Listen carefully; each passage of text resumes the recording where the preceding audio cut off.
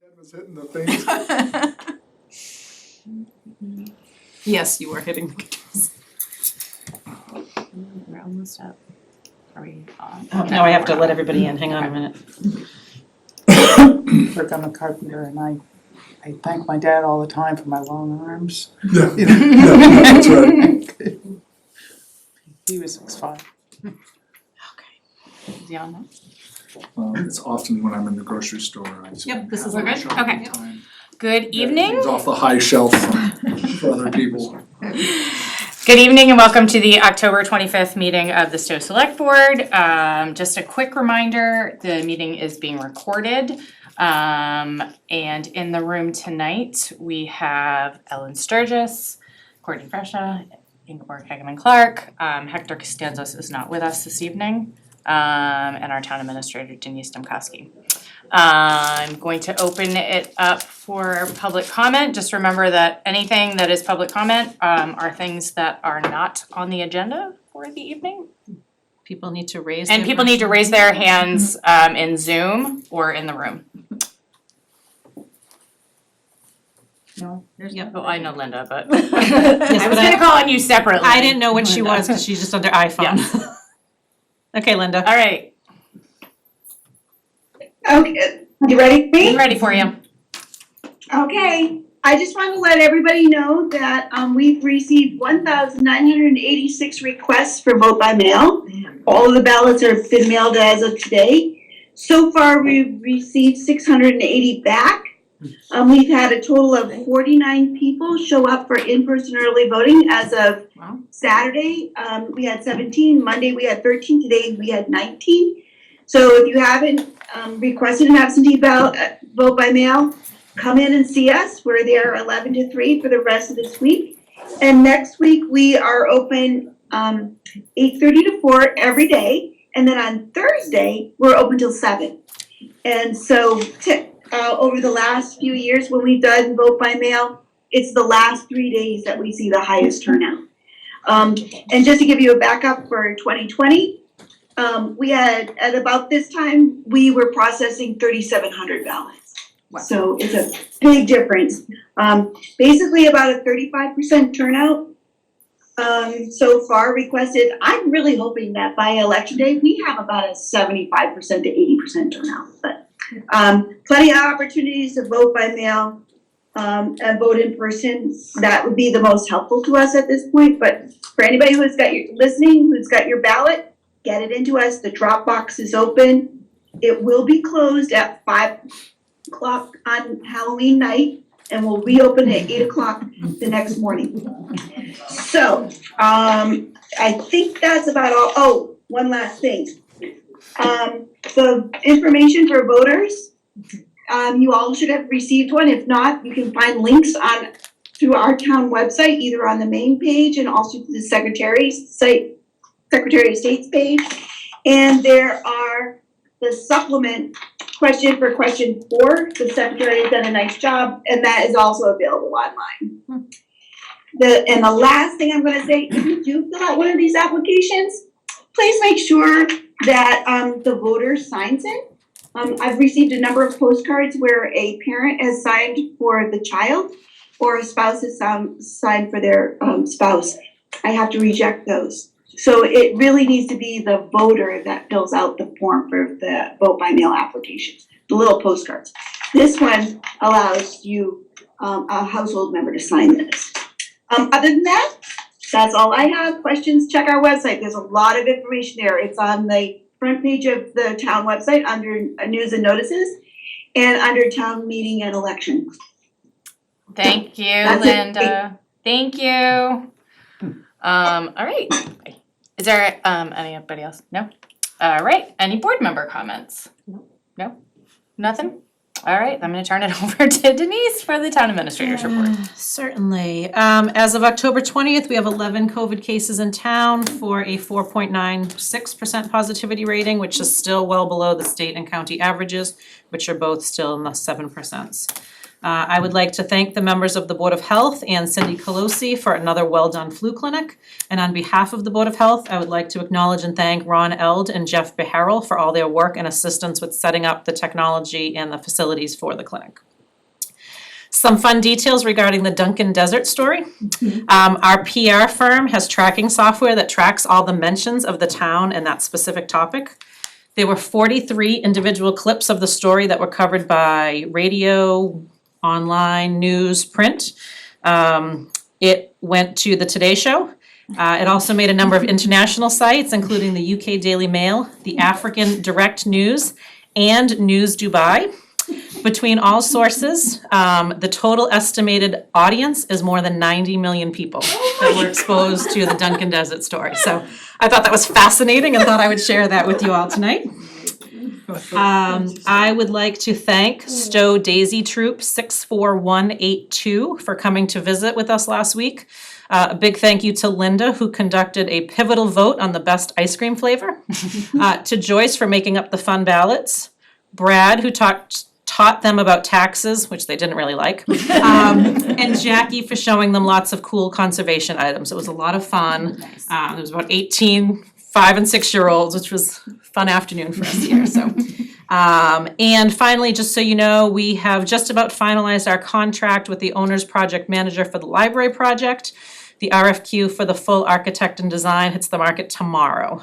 We are expecting to have proposals due the Monday after Thanksgiving and would expect by the beginning of December, we are under contract for the design firm. And that's it this evening. Alrighty, thank you. I see we have a lot of firefighters here, so we're gonna start by just our first appointment, which is for Christopher Mailloux. Mailloux. He is not here tonight. Okay. So do you wanna say anything briefly? Chris is a past member of the Stow Fire Department. He was with us back in 2003. He had moved down to the Cape where he was a full-time firefighter in Dennis, where he retired. He's a firefighter paramedic, and we're anxious for him to start to help fill the gap that we are missing on our per diem staff. So with his appointment, we anticipate 30 days of some training and then back on shift with us. Excellent, So he will be moving from Dennis back up to Littleton with family, so. great. Any questions? No, I'm ready for a motion then. All right, I move to appoint Christopher Mailloux as a call firefighter EMT for the Stow Fire Department for a term expiring June 30, 2023. Second? Any further discussion? All in favor? Aye, that's unanimous. Congratulations. All right, how do we want to take the next appointments? Just I can bring them all. you wanna bring them all in as a group and then Quick we'll, introduction. absolutely, I would love that.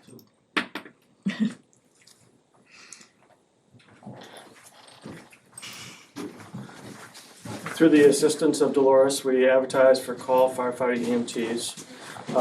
These call firefighters, apprentice firefighters, have no experience in the field of fire service. Some are EMTs. We look at our current roster of what we have on the department to help fill our needs. Okay. All these candidates here live either in Stow or surrounding towns and can be able to respond as call firefighters. Great. We have Juan, Darwin, Thomas, David, who is also a past member, Evan, Paul, and Johnathan. Excellent. Captain Evers wants to make.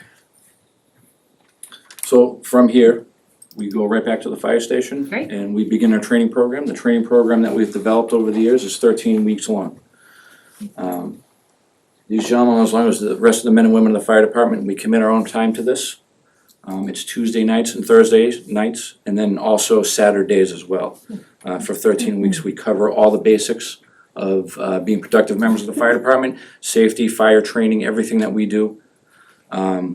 It's complete with test scores. They have to do reading, there's assignments that they have to do.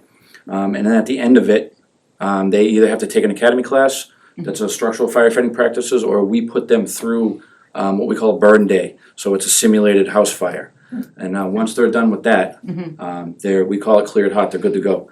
They're full members of the department, they have all the rights and privileges, they do everything that our full-time staff can do. Great. And then from there, we encourage them to attend the Mass Fire Academy Call Volunteer course. And then once they're done with that program, I've always felt that we've got a really well-rounded candidate, a really well-rounded firefighter. And it really makes our department run really well. That's excellent. Thank you. Thank you all. Very cool. You guys have any questions? No? Alright, so I'm gonna take a motion. She's gonna read all of your names. We'll vote on it and then you'll be good to go. Okay? Alright. I move to appoint Evan Greer, Thomas Fitzsimmons, Johnathan McDowell, Paul May, Juan Duran, Darwin Fajardo, and David Frost as apprentice call firefighters for the Stow Fire Department for terms expiring June 30, 2023. Second. Any further discussion? No? All in favor? Aye. Aye. Aye. Yeah. So that's unanimous, so congratulations Hey, to you thank you, all. guys. Thank you very much. I appreciate it. Stay safe. Yes. Thank you. Yeah. Alrighty. Right. Yeah, thank you. Thanks. Have a good night. Alrighty, Thank you. thank you so much for coming. Alright. Next, we have an appointment to the Randall Library Exterior Design Committee. Melissa Rollins, I believe I saw her on earlier. Yes. Here she is. Hi, Hello. I'm in my car. Long story. Alright, so Denise, do you wanna give us a quick overview?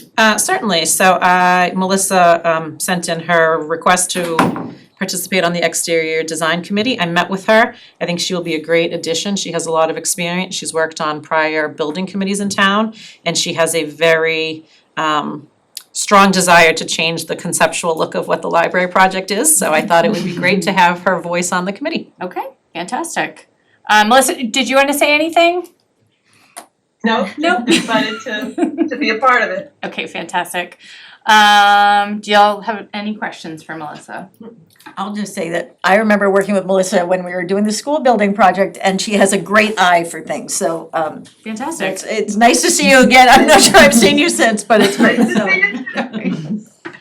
I'll thank you for stepping up because I would love to be on something like that and I cannot spread myself any thinner. All right, so I will take a motion. All right, I move to appoint Melissa Rollins to the Randall Library Exterior Design Committee to serve until the exterior design of the building has been approved by the Randall Library Building Committee 2.0. Second. All in favor? Aye. Sorry, was there any further discussion? No. Yeah. All right, so that's unanimous. All right, thanks, Thank you so much Melissa. Melissa for stepping up. Bye, Melissa. Thank you. Thank you. Thank you.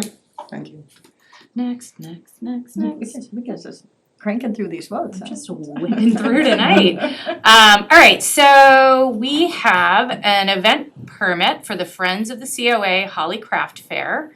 Do we have anybody here representing? So I see we have Rita. Okay, I just asked her to unmute. Great. If there's anyone else that should be speaking. She's not unmuted. just housekeeping, all of these special permits are to be signed before we have to leave tonight. She's not unmuting yet, so if there's anyone Okay. else to speak on the behalf of the Friends of the COA, please raise your hand. It's fine, if not, if you wanna talk about any things that are outstanding, if everything's here. So I believe, yes, everything is on file. I did ask that the motions include, just a final check to ensure that we have everything, just in case we miss something that we Yep. need to ensure. Oh, Yep. Rita is unmuted now. Oh, great. So we have no concerns with this, I think. Sorry about that. That's okay. I think this and then the subsequent one that you'll be voting on, the annual holiday sale, will be great events and Mhm. glad to have them back. Fantastic. Rita, did you wanna say anything about the event? This is our annual event and we're really excited about it. So we hope that you're all in favor of both our Holiday Sale, which is now named after Betty Hawley, who passed away a few years ago, who was a very active member. And then our Second Chance Holiday Sale that we have great support from the community in their donations for that event. All right, I do love that you renamed it for Betty. I just think that was awesome. Very clever. I mean, it's fitting. Yeah. Nice. all right, so, with that, I will take a motion. I move to grant a permit to the Stowe Friends of the Council on Aging for a Holly Craft Fair on Saturday, November 5th, 2022, from 9 a.m. until 4 p.m. at the Pompositticut Community Center, pending town administrator approval that all documents have been received. Second. Any further discussion? All in favor? Aye. Aye, and that is unanimous. All right. And Thank you. then Thanks, Rita. we've got the second one, which is the Friends of the COA Second Chance Annual Holiday Sale. And it looks like everything's in Yes. good for that. So should I just read the motion? Yeah, I think so. Unless Rita, do you wanna say anything about this one?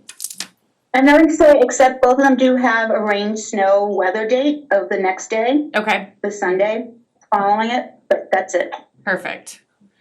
Okay. All right, I move to grant a permit to the Stowe Friends of the Council on Aging for the Second Chance Annual Holiday Sale on Saturday, December 3rd, 2022, from 9 a.m. until 4 p.m. at the Pompositticut Community Center, pending town administrator approval that all documents have been received. Second. any further discussion? Seeing none, all in favor? Aye. Aye, and that's unanimous. All right, thanks so much, Rita. Appreciate it. Thanks. Okay. Cranking along tonight.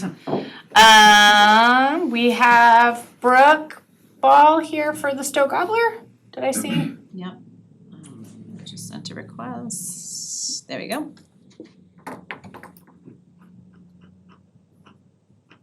She's unmuted. Oh. Hi. Hi, how are you? Hi. Yeah, we're excited about this. So We're, excited. after 2 years of being virtual, we're looking forward to bringing it back in person. It's a really significant fundraiser for the Stowe Community Chest. So we're looking forward to organizing it, and we're already started organizing it. We have just about everything in order. We're working on securing additional volunteers, but we have police assigned, EMS, and fire all set.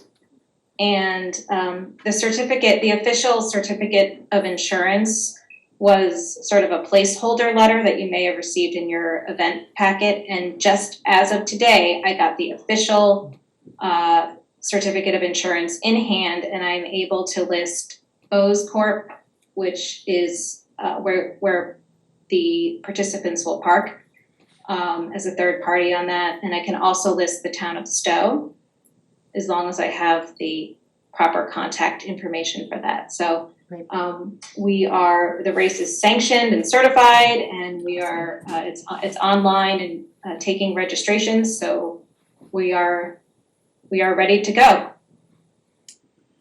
Does anyone have any questions? No, I just want to say thank you to you for taking this on. I had taken on the Run for the Woods for 1 year, and ran that as a fundraiser, and it is an extremely, it's a ton of work. So thank you for all of that. There's so much going on, but it looks like you guys are in great shape. Any comments from you? Nope. If people want to volunteer, how do they, what's the best way to reach you or one of the organizers? They can email gobbler@stowecommunitychest.org. Okay. With any questions, volunteer requests. That's our email address.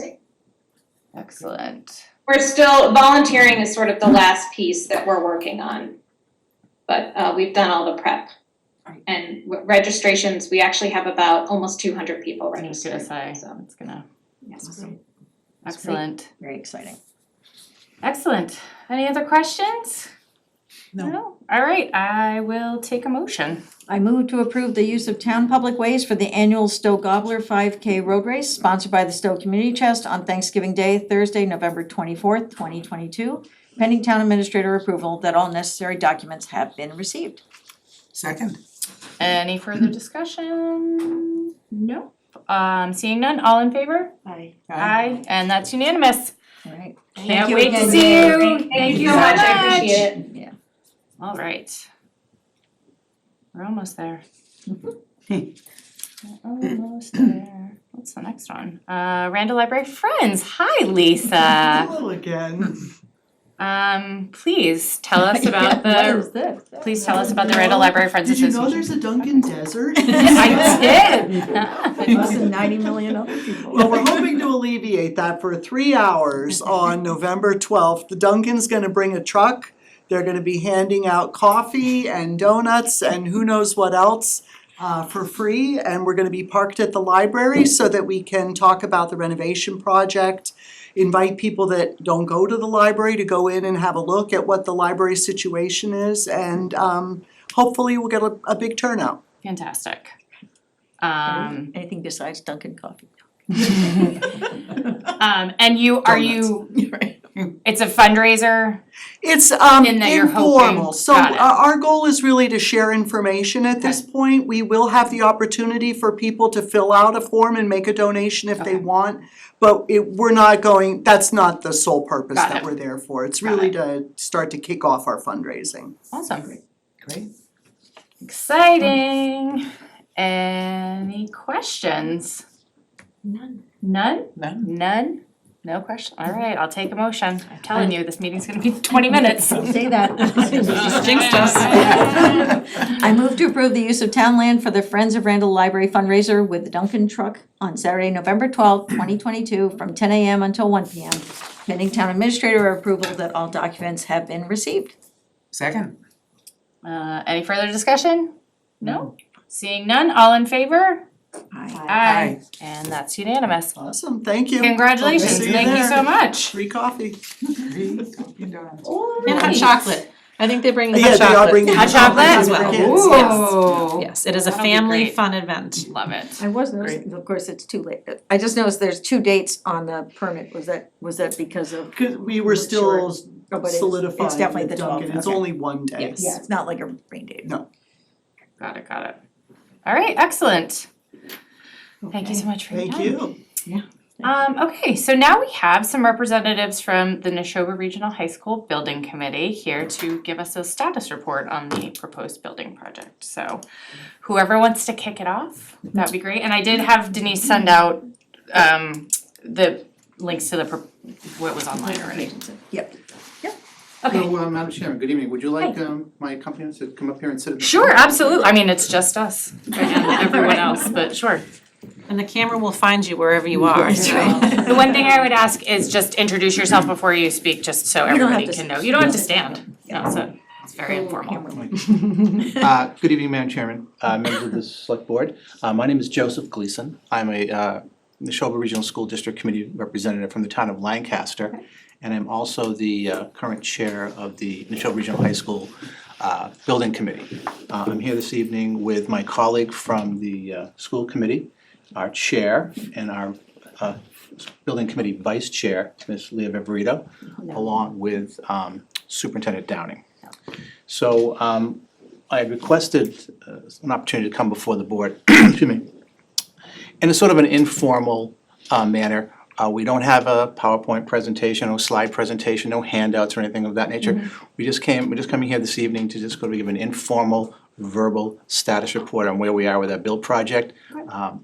We've prefaced this already in Lancaster. We got rave reviews by just coming and speaking briefly on it. So we figured we'd do the same thing here in Stow this evening.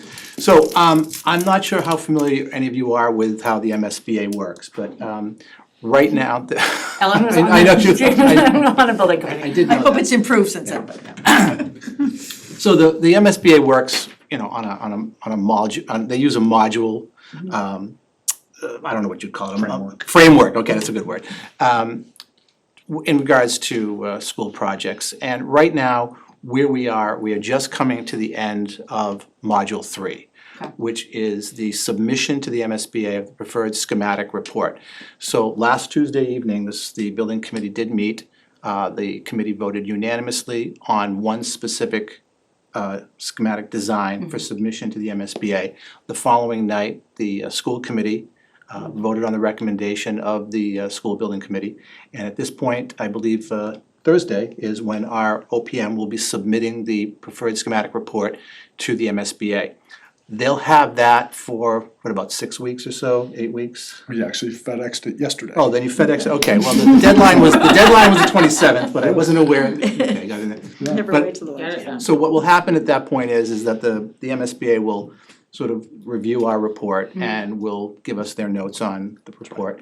And I believe that we should be having some form of formal response from them sometime in the middle of December, is it not? Yeah, we'll have a volley back and forth, you know, they'll read the report and say, can you explain these 11 items? We explain, then they say, will you explain these 3-4 items? And but Okay. to your point, But yes. so at this point, this really brings us to the end of module 3, and then puts us into the schematic design module.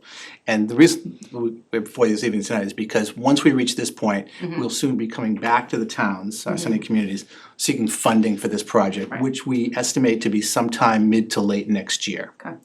One of the reasons we've come before you this evening without bearing gifts is that there is, and I was talking to our chair before this meeting, we have an immense amount of information on our website. When I say the district's website, you can either go to the school, the district's website and see all the information that there. In addition to that, we also have a school building committee, subcommittee that has created its own website. So there are 2 websites that you can both access through the district's website.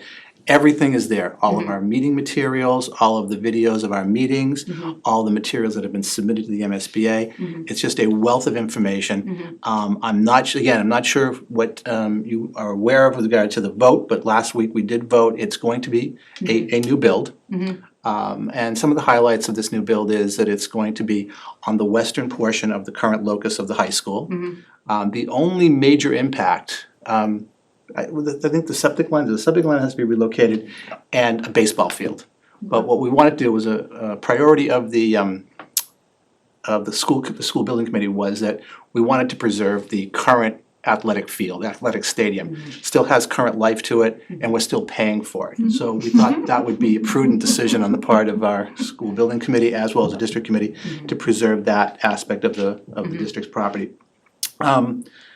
You know, when you go back and look at the different options that were available to the building committee, I think we all liked, I'll let Superintendent Downing speak more to it, because Superintendent Downing was part of our working group that also made a recommendation to the building committee as to which design option we should be looking at.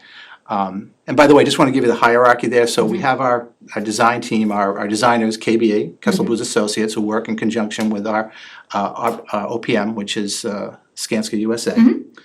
The next layer of that is the superintendent, who handles the sort of the administrative level review of what the designers and the OPM are presenting through his called working group. It then comes to our building committee for further review and scrutiny, and then it goes to the full district committee. But looking at, and I'll let Superintendent Downing speak more on option 4D, which we chosen, but as I said, it's going to be sited on the western portion of the property. The learning communities will be at the front or on the south side of the building. The athletic facilities will be at the north side, attendant to the athletic fields. They'll have, as you enter the building, will probably be designed with a common area, a commons, with cafeteria and areas for congregation. And I think the one thing that, and you'll correct me if I'm wrong, but I think the one thing that they really liked about this particular design was that the learning communities on the south and west side of the building, you will pass through the library to get back and forth between these communities. So they're kind of keeping all the academic areas in one area, the common areas at the front of the building, or the center of the building, and then the athletics at the back.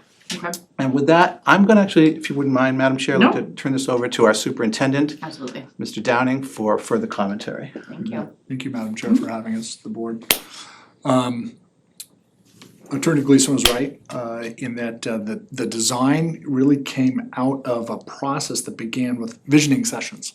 And in the visioning sessions, we had a group of about 14 high school students, school district employees, about a dozen members of the community, both parents and non-parents of students in the school system. And this idea around learning communities is what really grew out of that. And so as Attorney Gleason was speaking about the design, what's neat about the design is if you think of it like Lego blocks, and you stack 2 Lego blocks on top of each other, well so then you have 4 Lego blocks, right? Think of those as the 4 learning communities. So you can design them vertically, horizontally, with the library being the epicenter of those learning communities. So it really invited itself into the visioning process in terms of how we're looking at teaching and learning, because critical thinking, problem solving, and collaboration are critical skills to grow in students. And we need a school building that's going to be designed in such a way that allows those types of skills to develop. As we've been, as Attorney Gleason mentioned in the working group, of which a resident of Stow, Miss Kristen Kendall, who is an architect with AI3 Architects, has been really an invaluable consultant to have in the working group walking through the process. And so as we look at the educational program, we're having discussions about what are the possibilities, and you can have the possibilities of movable walls to expand collaborative spaces. Currently, one of the limitations of our high school, and really it speaks to the fact of why we desperately need this, is if for those residents that came to the existing conditions public forum that we had, our current classrooms are roughly between 775 square feet per room. Minimum square footage by MSBA is 850. So we're 125 feet smaller than what current classrooms are designed at a rate of 24 students per classroom. Our current building, because of the way it's constructed with steel and concrete, those classrooms cannot be expanded. They're locked in forever in time. And so it limits our ability to do those types of things, the types of learning that we want to be able to do in terms of collaboration, problem solving, project-based work, engineering design work, performance, multimedia, production. So as we move along, this building is really reflecting all those things that we gathered in the educational vision sessions, it's a very exciting concept, and what I would implore you to think about is that's all it is today, is a concept, because the feasibility phase is simply, can you prove the concept and go through the process of figuring out, yes, this is the location. So in the process of feasibility, we determined that the current site of the high school needs to be the current site of a new high school. And we went through a process of elimination according to the rules within the regional agreement around the high school being at the center of the 3 towns, and then looking at possible plots of land, either for sale or not for sale, that it could go on. Through that process of elimination, it brought us back to the same site. So then it's, do the constrictions of the site allow for the building to happen? We have a pipeline that runs through it, a pipeline which we can't access, it's the Tennessee natural gas pipeline. And then some wetlands to the west of campus. This particular design will be able to fit within those constraints. I will tell the board that the design does encroach on the buffer zone of the wetlands. It does not, in the concept, touch the wetlands at all. So, once you get into schematic, well, then you start working with conservation and police and fire in detail, and there's a rotary project that's happening at Green Road and 117 there. So the engineering with that firm will be closely in touch with the architects to ensure all those projects can happen with clean synergies. So I think, was there anything else I missed? No, I think you got it all. I think you got it Okay. all. Does anybody have any questions? I have one, but of course you have questions. Do you have any? No? Any? No, I don't think so. I'm gonna let you talk first. You sure? We may have the same question, but I Well, think one thing, so you use the term learning communities, and for people who aren't familiar, what does that mean to you? Yeah, Like, so. we think of 4 grades, or right now, the high school is designed by areas of study, to put it simply, right? So, Yeah, I thank you that's a great question. So when we think of learning communities, I think there's lots of ways to think about it. But right now, the way our school is organized, they're organized by grade level and department. So think of grade levels as horizontal structures, departments as vertical structures. And so it's very systematic in terms of how you process through school. And the math department is in one location, the English department is in one location, the science department is in one location. Well, in these learning communities, all those areas will be collected in a pod.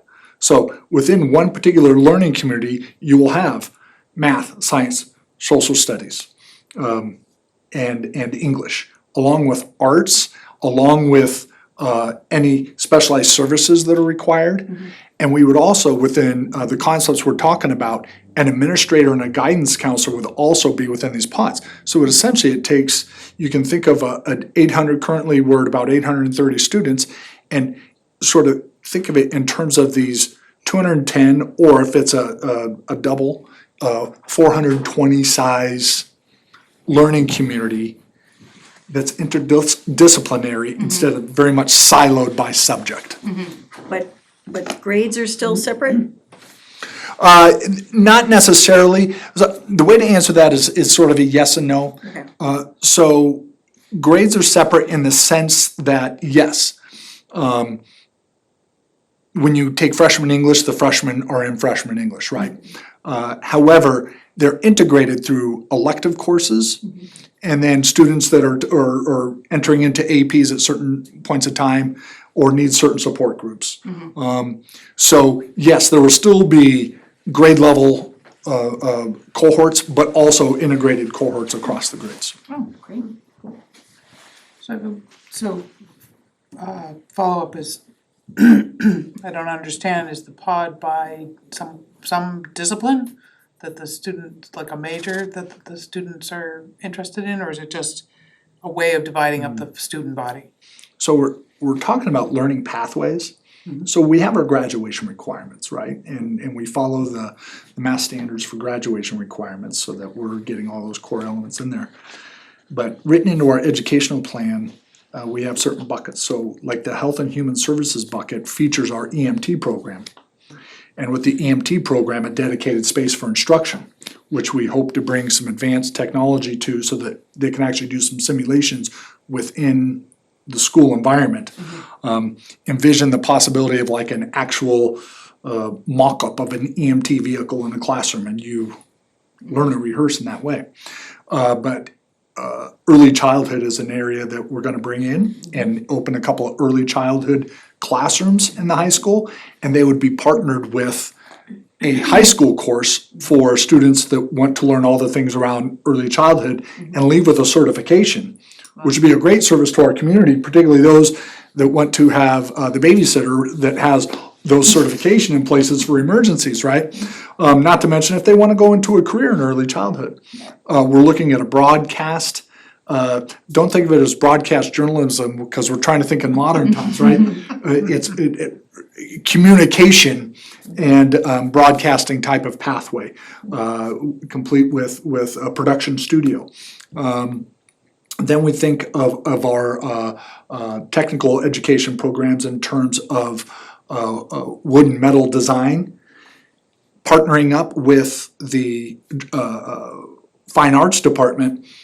So your academic pathways for fine and performing arts are merged with your industrial ed program so that there are synergies of building and constructing the things that program needs. And thinking about technical theater aspects, training students in all those things and running a theater. So then when outside groups come, we would require it that if you're gonna be using our production equipment, you need to hire one of our certified students to run the equipment because we wanna guarantee that the investment we put in that equipment is well taken care of. I can tell you, coming from a school system that didn't have that, one of our major problems were community groups that came in and used, at the time, cutting edge equipment and struggled with it. And it became a problem, right? So there's lots of pathways that are written into the educational plan that incorporate into those things, while still taking those core elements of your coursework. Thank you. Yep. I I'm was trying to make your meeting go longer. No, I'm always. no, thank you all again for coming. I was hoping that you could speak briefly to why you chose 4D as the option, as opposed to say 1, which was just sort of fixing it up, and what MSBA, what the reimbursement sort of structure looks like, and maybe why, 'cause I think it's important for people to hear that you didn't just go with a new build in the state-of-the-art thing, and that there is like a real reason for it, and that we didn't just sort of say, let's slap some paint on it, or let's fix some windows, or whatever. Like, what are, just briefly for those people who have not been to the forums per se. Well, Miss Marianne Williams from Yep. Skanska USA is our project manager, and I'm gonna do my best to channel her inner thinking, and Attorney Gleason, I'm certain with his memory, will correct me when needed. Option 4D, that was a unanimous option that came, recommendation that came out of the working group to the school building committee. And I'll tell you the reason why, the two options we really drilled down on the most were 4D and 4E. 4A would have involved removing the field, right? And we knew some of the cost prohibitive elements of removing the field in order to do that. And it also would have encroached so closely to the building in the rear, there's a possibility of even having to remove what is currently our metal shop and wood shop temporarily to do that. Near the end, like, we think we could squeeze it in because of the limitation of the pipeline. But we knew that would be a disruptive environment, and that removing the field was something like, if we're gonna do that, it's gonna have to be for good reason. So that put us to the west side. 4C and 4D were very close in design, but the proximity of all the athletic spaces to the fields was really what made 4D prevail over 4C. Because where the gym and the locker rooms are, point out to the east, where the athletic field, the track, and also where ultimately the baseball field would be. Well, when you do the math of the number of athletes that go to those fields, the proximity made it much more appetizing. I'll also say that the design in 4D of where the library is relative to the learning spaces really looks like a concept we want to grow, because on the ground floor, you would pass by the library spaces. Then on the second floor, there would be hallways essentially, but they would be open like an atrium into the library. So that library is your central heartbeat of the school. So those elements really featured it out. Some of the technical things around that, like proximity to the wetlands and things, were marginal, so they didn't impact the possibility of those designs as much. But 4D gave us a little bit more space. 4E really helped us out there, but that involved bringing a third floor to the building, and there were a couple of things that were prohibitive about that. One is that it would bring us from 4 learning communities to where you'd have to be creative with 3 learning communities across 4 grades. So that created a little bit of, how are we gonna do that? And the other part is that one of the learning communities would be isolated on the 3rd floor by themselves. Third element of that is height for safety. Bolton doesn't have a ladder truck. They do have an agreement Lancaster supports in those cases, but again, they all just sort of lined up to make 4D the more preferred option. So that was the recommendation out of the working group that ultimately the school building committee took.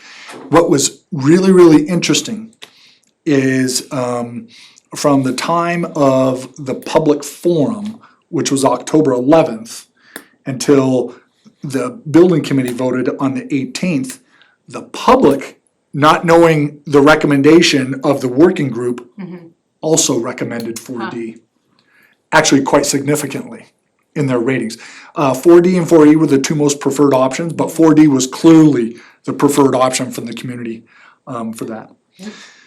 In terms of the reimbursement structure with MSBA, it's very complex.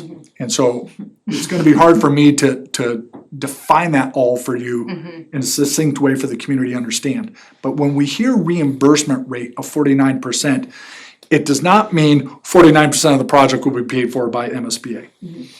It means 49% of the reimbursable costs of the project would be reimbursed by the MSBA. And there's many costs within the project that aren't reimbursable. One of the options that the working group ultimately did not even advance to the building committee involved building temporary structures to go in a phased build that would have increased a lot of cost to the project because it's not reimbursable for MSBA dollars. 4A was also not recommended because rebuilding the turf field is not a reimbursable cost. There are other factors in there that give you points for reimbursement, like for instance, being LEED certified, being a green school gives you credit points for reimbursement as well, because they recognized that those energy systems actually are more expensive. So if you're gonna be using those energy systems, that's how you build in those points. There also is a ceiling of reimbursement that is $360 per square foot. And it was recently raised from $330 per square foot. It's part of the typical MSBA provisions and is all the MSBA documentation. So at a 40%, let's say ultimately it landed at, it's a 40% reimbursement rate. That means the square footage would be somewhere around $900 a square foot, which is about where the project sits right now. I will tell you that the increase from 330 to 360 recently was clearly a response to inflation around the country. And in conversations that the commissioner had with superintendents recently, he acknowledged that school districts that are currently in building projects, particularly ones that are already funded, are really having a problem because of how quickly inflation is impacting construction costs. So that was a signal to us that both the Department of Education and the state are working with the MSBA on what future funding solutions would be. So I read that as there's potential for that ceiling to increase in the future, not a guarantee, not a guarantee at all, but it is an important discussion that's happening with the commissioner and the state right now. That was gonna be my, because that didn't exist when we built the elementary school, there was no square footage limit. Yeah. I mean, it's really counterintuitive to what they said their goal was, which was they didn't want people building, fancy high schools or fancy elementary schools with lots of bells and whistles, and so that was their scoring, was much more about, like, we wanted to do at one point, wanted to do a senior center attached to the high school, to the center school, no, can't do it, well, they wouldn't pay for it, and we decided as a town we weren't gonna pay for it, but, so I'm really disappointed to hear that that's where they've been going, and I hope that they go up again, cause that's ridiculous. I mean, to me, I'm just, especially with this huge surplus the state has right now, it seems like that's where the money should be going, but. Ms. Sturgis, if you look at what projects were being funded at just 2 years ago, Yeah, that 330 ceiling was about 50%. Yeah. So it really is a reflection of how quickly inflation impacted in the last few months. Yeah. So that is something that we're gonna continue to lobby.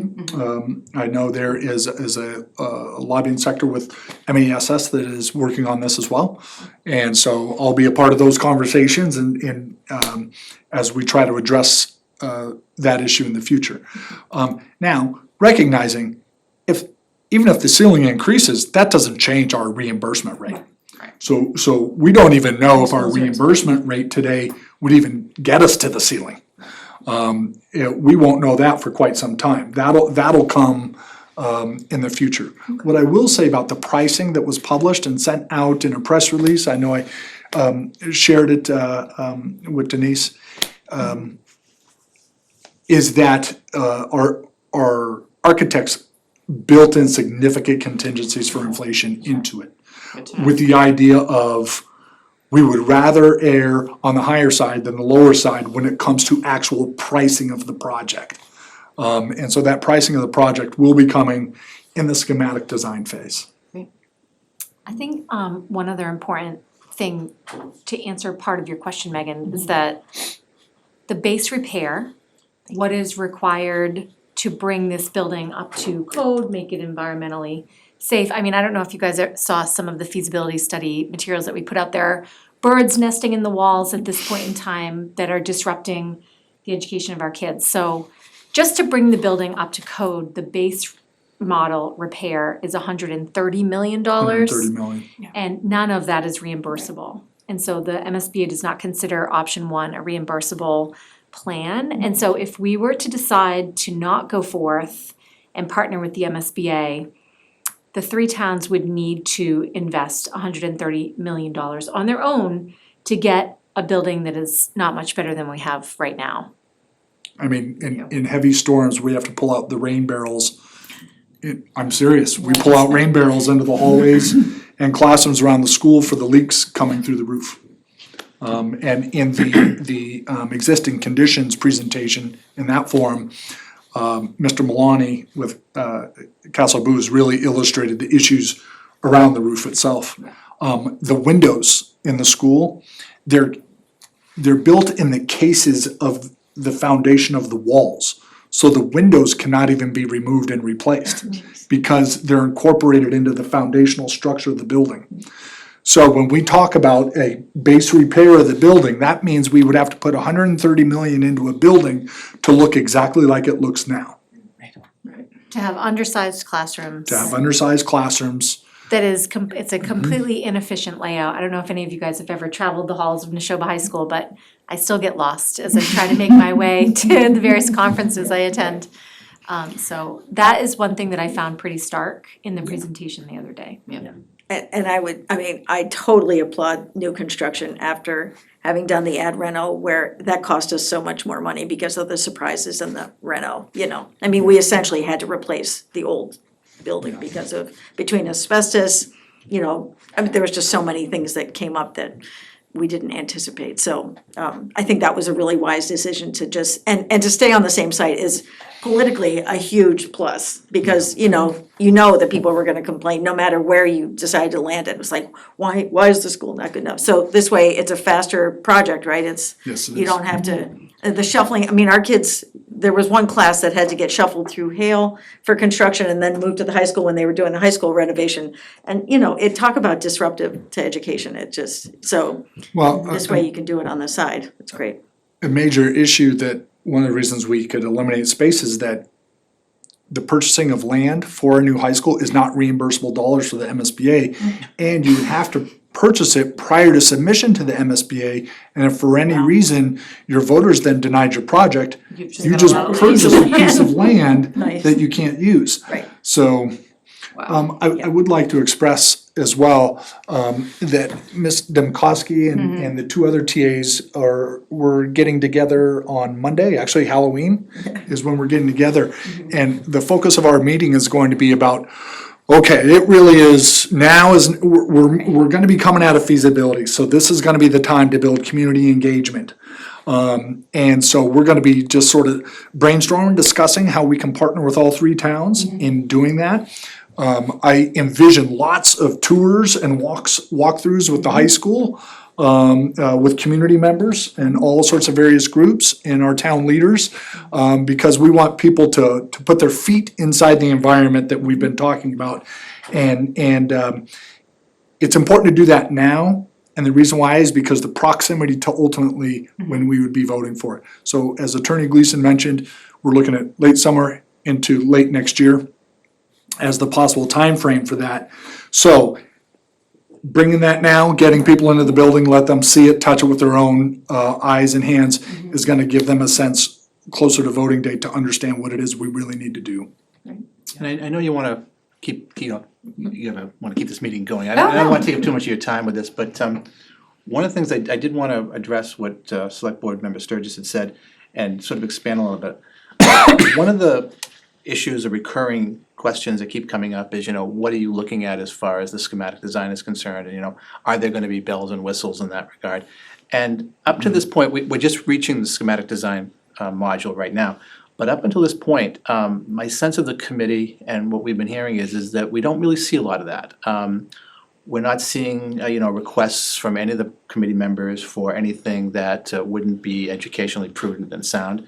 We're not looking to build a pool, we're not looking to build a hockey rink or anything like that, so so that's one of the things that, and again, our OPM has been very keen to say that, she will squeeze, 8 cents out of a nickel every time she can do it, so we have that going for us. But one of the things that I did want the board to know is that one of the perks of being on this building committee is that we've gotten to go out and see other newly constructed schools in the Commonwealth.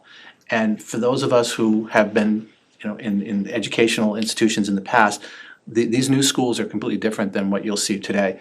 There's much more collaborative learning. But one of the things that, and again, I tend to dwell on the smaller details. And when Superintendent Downing and Chair Viverito were talking about the condition of the school, the one thing that always comes home to me every time I have a public forum is, I'll be sitting in the front looking out at the crowd, and all that keeps going through my head is what our architect had told me about the auditorium. He says that the walkways to the seats are not in compliance with the ADA. They're too, and I think, I never thought about it. I look at it, I said, oh my God, if a person in a wheelchair was coming down that ramp right now and they lost control, they couldn't stop. Right, They too stop. steep, right. So the other thing that they wanted to, so to wrap it up, so the building will be, I think it's gonna be slightly bigger than the current high school when it's all said and done, but it's gonna be a much more ecologically efficient building. And it's also gonna take, it's gonna concentrate on creating spaces for natural light, which is important for learning. Not that I'm an educator, but I can understand the importance of natural light. But more importantly, one of the other aspects of it's just gonna be not just for people who have physical disabilities, but sensory issues as well. Autistic students and things of that nature. So, these are the design features that we hopefully will be seeing in our new educational institution. And I just want to give the board assurances that right now, I would suggest we have a very parsimonious committee, and we're not looking to spend money that we don't absolutely need to. So with that, Madam Chairman, I will finish my comments. Thank you. Thank you so much. Yeah. I just have one quick Yeah. question. You've talked a bit about the atrium and the library being the center. I know libraries aren't what we grew up with, they're more active environments, but the concern is with an atrium and a library, and the library being in the center, you just raised the sensory issue. Does that make the modular training, the Lego blocks louder? Is the library louder? No, and And you don't even have to answer, I think I just wanted to just point that out, that could be a serious, we had a school here for a while that was an open concept school, and it was completely a disaster. Students they heard everything, it was not productive, and so these fads come and go. And I just wanna make sure that the committee, which I'm sure it does, recognizes the value of quiet and yeah, focus. I think one of the things that the students talked about in the high school visioning sessions is when they need peace, they don't go to the library. That's the place they avoid, actually. But why is that, Right, why is that? Where do they go, and so and why is that? what the students shared is that they're looking for different types of spaces, more actually confined types of spaces, nook type of spaces, where they can just come in, because what we, in a world today where a lot of the work is being done on their laptops, they can find and design the space that they need. The age of libraries in schools in general is over. And what we need to think about is they are the centers of information, as opposed to sort of the library where you get the book and, like I can remember going to my high school library, you get your book, you go to your niche and shh, everybody be quiet, and you do your things, right? It's not that anymore, because really, and we know this from what we hear from business and industry and colleges, is here's this problem to solve. You 5 need to get together, find the information you need, and solve this problem.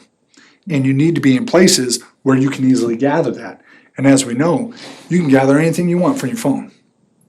One of the other things, I'm sorry, go ahead. No. One of the other things to consider is, again, for people like myself who went to school back in, the 100 years ago. Nixon Carter administration. One of the interesting features of some of these new bills is that they're eschewing lockers.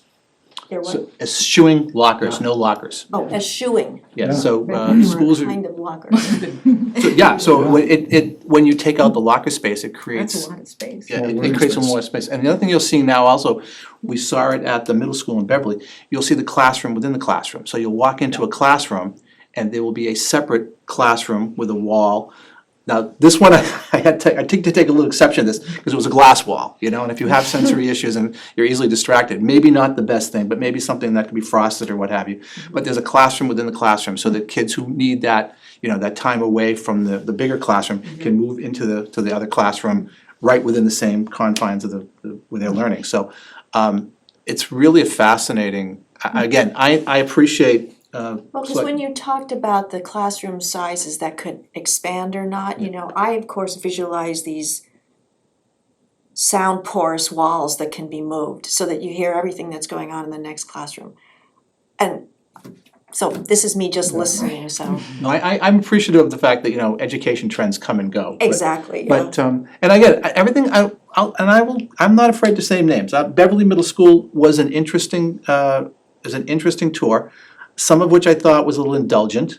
Didn't really need, they had this thing where they had exposed wires and what have you, and there was a sort of an homage to Beverly's industrial past. And there was also something they saw, there was something where they had this decorative things up by the theater and the patina had rusted or what have you. And I thought, what did it serve to begin with, you know? But overall, I do think that what you're seeing in new construction, you know, especially where children are concentrating on collaborative learning, it's a much different educational environment. And again, I'm sensitive to the idea of, oh, this is the latest trend in education, but I mean, some of these concepts that you're seeing, some of these new bills are really fascinating and really exciting. And you know, again, getting down to the brass tacks of it, I like the idea of, you know, creating that additional space by not having lockers, so. I will say also, one of the folks that was on our visioning team was our librarian. Oh. We had her come, so she was a part of that design, a part of that conversation, what that would look like. We actually taught, I think Attorney Gleason's comment was, some of the things we talked about were just absurd, right? But Some of them were, yeah. the idea was, you know, in a brainstorming session, because one of the ideas was like, how do you make the entire school year library through these different things? That about made her panic, like, we need a centralized place, and so that's where we landed, right? It was actually this is an actual true school design. I don't know who adopted this, but there was a school district that adopted a design that incorporated the cafeteria into the library. Yeah, absurd, it was absurd, I don't think anybody at our visioning section wanted It's it. not that we had, the 4D, the spaces are adjacent, but they are not combined. Yeah. And the library is separated Yeah. by doors. But it's about the access point, it's also about building community within the school where the kids can all come into a That's central location. So it's welcoming, it's engaging, you get the central Yes. activity, but Yeah. you still get your, You have an teaching atrium space. field, it's yeah, a okay. larger space, but it can be made more intimate through using various techniques. The auditorium is also off of that space and the gymnasium is off of that space. So some of the designs, the large spaces were distant from one another and it didn't make a lot of efficiency sense. And so with 4D, all of those things kind of pour into the central atrium, which can help the community use the space as well. What's exciting is, as we move into schematic design, and I've been through this element of a building process before, this is the fun part, because this is where the teams of teachers are working specifically with the architects about the specifics in the spaces. So the kind of things you all are asking about tonight are the very things our educators are asking to ensure multiple pathways for learning. Because as we think about universal design for learning, we need to allow students these multiple pathways to demonstrate what their learning is. Well, good This is luck. very It is informative. very helpful, very Yes, helpful, thank you. Denise, do you have any questions? I do not, thank you. You'll get a lot more. Makes me on almost I know, miss seriously. the building process. Especially the tours, going on tours of other schools was actually one of the favorite parts of what we did, because we did the same thing, look at different new elementary schools especially since we were looking at a 50-year-old one and like, oh, look, there's some new ideas. So, same thing with the high school, that's great. Thank you so much. Thank you very much. Thank you all so Thank you. much, we appreciate it, thank you. Alright, and then there were 5. Alright, so charter changes the select board would like to propose. Is Deb's not on tonight, is she? No. Okay. Alright, so I had asked Denise to, or everybody who wanted to send changes to Denise to then put in the packet, about changes that we want to do as a board for the charter. While we can talk through this tonight, it definitely needs to go on the agenda for when Hector is back, obviously, cause all of us should, basically what the charter review committee has asked of us is to provide them with sort of, these are the high level, top level things that the select board wants to put forward. And then again, as private residents, if you wanna submit 400 changes, that's absolutely fine. I think they were just looking for like, the select board finds that these are big enough issues that we wanna tackle, right? So I threw forward, I know it's something that,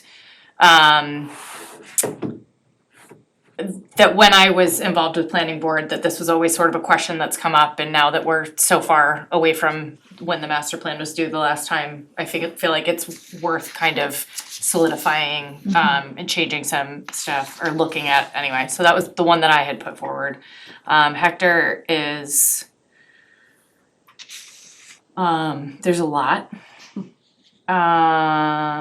He sort of did a line by line. He did a line by line, which I don't, and correct me if I'm wrong, but the way that I was approaching this process was more, I had said to Courtney earlier, sort of a 30,000 feet, like, let's look at it, what are the bigger issues that need to be? Well, and that's what I asked Denise, I said, sort of trying to decide, I threw them all in there, so some of them there were questions around like state, statute stuff, but mostly it was like, well, here's everything. Which ones, and I'm happy if most of them drop out and say, well, these aren't really select board level. No, and I appreciate you doing it, cause I think that's what the sort of exercise was kind of throw everything at the wall. I just only picked the one thing, but this is completely fine. I don't know if, cause I didn't see anything from the two of you, if there was anything that you felt strongly about wanting the board to put forward, or if there's anything that you saw with the 3 other ones that you wanna jump behind. Obviously, there's gonna be a find and replace on. Isn't there a deadline to get this to the committee? Yes, so your next meeting, which is now the 15th, is when you would have to vote on any changes, cause they are due that week. Right, so I think what I'd like to do is have the 4 of us discuss kind of 3 or 4 bigger changes, and then when Hector comes, at least we know that what we've got to vote on. Does that make sense?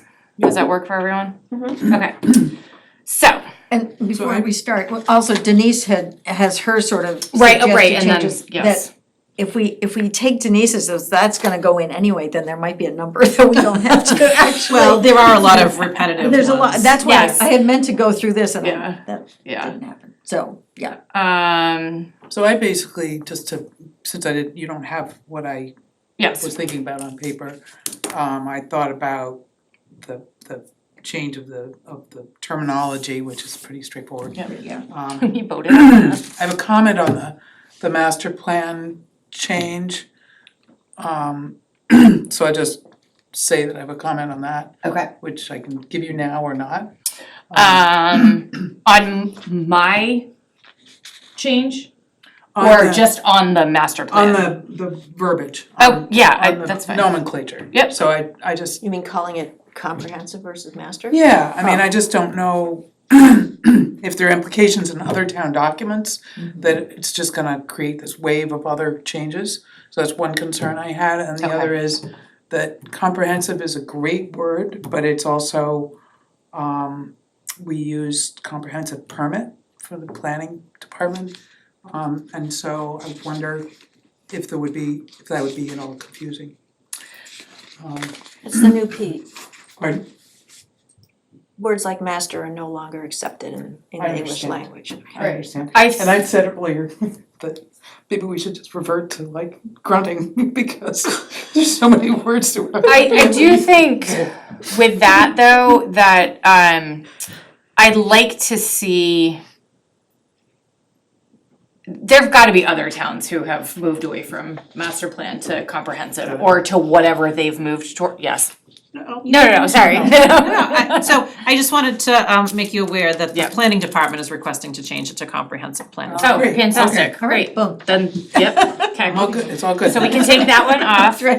I do, or, so that's the thing, do we wanna do repetitive ones that we know that other boards are doing? Like what, is it helpful for us to be like, we also wanna do this so that it actually will, Cement. Yeah, so a Something couple will of happen. things. When you, and quite frankly, when everybody has their submissions, the Charter Review Committee has put together a form that specifically requires the section number so that they can sort by that, so that when they are sitting down to review, they can say, well, section 7 has 5,000 people have said it should change because number one, it's not compliant with the law at all. But that's an easy way for them to look at it and say, well, we need to look at section 7. Yeah. That will help them decide a few things. Obviously, if there are repetitive ones, they know that that's a stronger focus. It will help them judge, quite frankly, how much time they really need going through the process. I did make Kathy aware that she was gonna talk to the committee, that we will need a fall town meeting is what we're expecting. I know there's been some pushback on next fall. That there's some pushback. it's October. I was in a panic, like, wait, what time is it? Oh, right, it's No, October. for the school vote, Right, because right, there right, will be right. some pushback about having a summer special town meeting. So that if they're not ready for annual, they have until sometime in the fall if they really have a lot of changes. Okay. But I think if you're strongly in favor of something, I would suggest we put it through, because number one, that shows that that's something you support, Okay. and that there's more momentum behind it if they have a whole bunch of those same changes. Right. Got it, Yeah. okay. Great. Do I, Can I make a suggestion Yeah. that particularly with the master plan, that we sort of highlight, yep, that's when we can talk more about, we can think about the With different Hector? comments and then when Hector's here? absolutely, that That's works. sort of, it's one of the No, only that ones works for me, cause I was like, I'm not really sure how to. Yeah. Alright, so that'll be one that we can discuss when Hector's here and vote on, the When, master plan. Oh, you The mean just 7-7, Why can't we just vote on it now? It was in his comments. Unless I'm not understanding the question. So I had more comment on it than just master plan. I wanted to talk about who it All right, reports you're- to, so like who there's owns it? more of a Right, thing, and I just love us all to be able to talk about it, cause I'm coming at it from one direction, but I wanna make sure everybody. I was just thinking that, cause because I like what you said, that I think that is part of the confusion that we need to, I don't know if we need to recommend a particular resolution. I see what you're saying, Um, or if it's, okay. Can you clarify that? What? Do we need to provide a resolution to something, Well, or do like- we need to just say, we'd like you to look at Look at this? no, you need to provide what you want them to look at. To say. What you would recommend. I will tell you, a couple things, I don't know that you need to vote on the whole master plan to comprehensive plan, cause I think that's gonna Yeah. filter through the planning I'm department. looking more at what Megan had. Yes, I will say, I think you should, because in looking at the planning department, quite frankly, they wanna strike the select board altogether from this process, and make the planning board the appointing authority and not the select board. So I think if you have an opinion on how this board feels, you should be figuring that language out and submitting it I hear for you. discussion. Okay. Because there will be different opinions. This is the planning department, we're expecting one from the planning board as well, when I would assume they're gonna follow somewhat along the same lines as the planning department. Okay, So I'd love to have a little discussion now, just to get. yeah, that's fine. Because I think what you wrote was, you raised a couple of different things in terms of what's not been working. And that confusion around, the one appointing authority, one. I think it's where things kind of crash into each other is that, again, this board is supposed to be looking at things at 30,000 feet, they are dealing with the micro levels of it. And I think a master plan really needs to have input from both boards, or at least both boards need to know what's going on. And I don't think, because then you end up, it's all about transparency and communication, and I think as long as it's understood that there is that there is communication between the two boards in the charter, then it'll be easier. I don't know. Can I just add to that and to what Denise said? So, because I could see eliminating the Board of Selectmen's 2-year preceding appointment and let the planning board make their own committee. Denise, to your knowledge, is it the planning board department's recommendation that the Board of Selectmen not even be part of the committee? So no, that Okay. is not their, So they're just saying this Board of Selectmen shouldn't necessarily be the board that sets the committee up 2 years prior. the recommendation is that the planning board become the appointing authority of the comprehensive plan committee. Because so my thing about the charter is, and Denise, I liked all your little cross outs on the appointing thing, is that we're like, we do all these things that I don't know if we have to except maybe by law, but so to your comment, Megan, I defer to you because you've been on the planning board and I haven't been on the board for years and years, but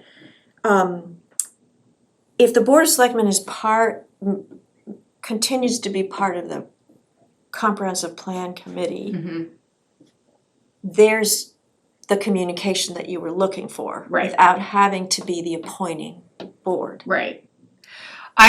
My only concern about pulling this board out of that is that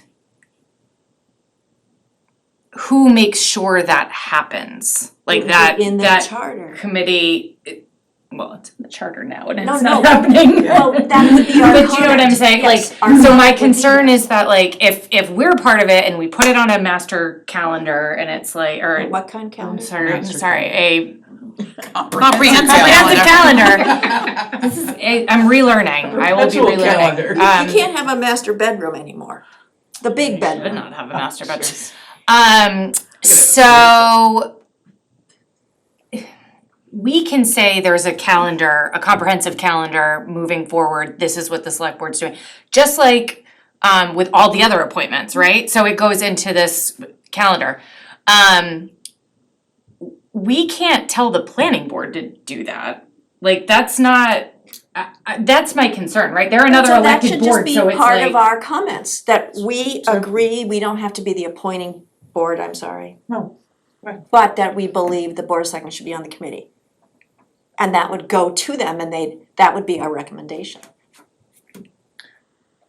I read this a little differently. okay, First of all, my read on our not having appointed the committee and it could have been done, like the master plan, the plan, the comprehensive plan could have been revisited sooner, but since this board didn't appoint the people to do it, it's falling behind. right.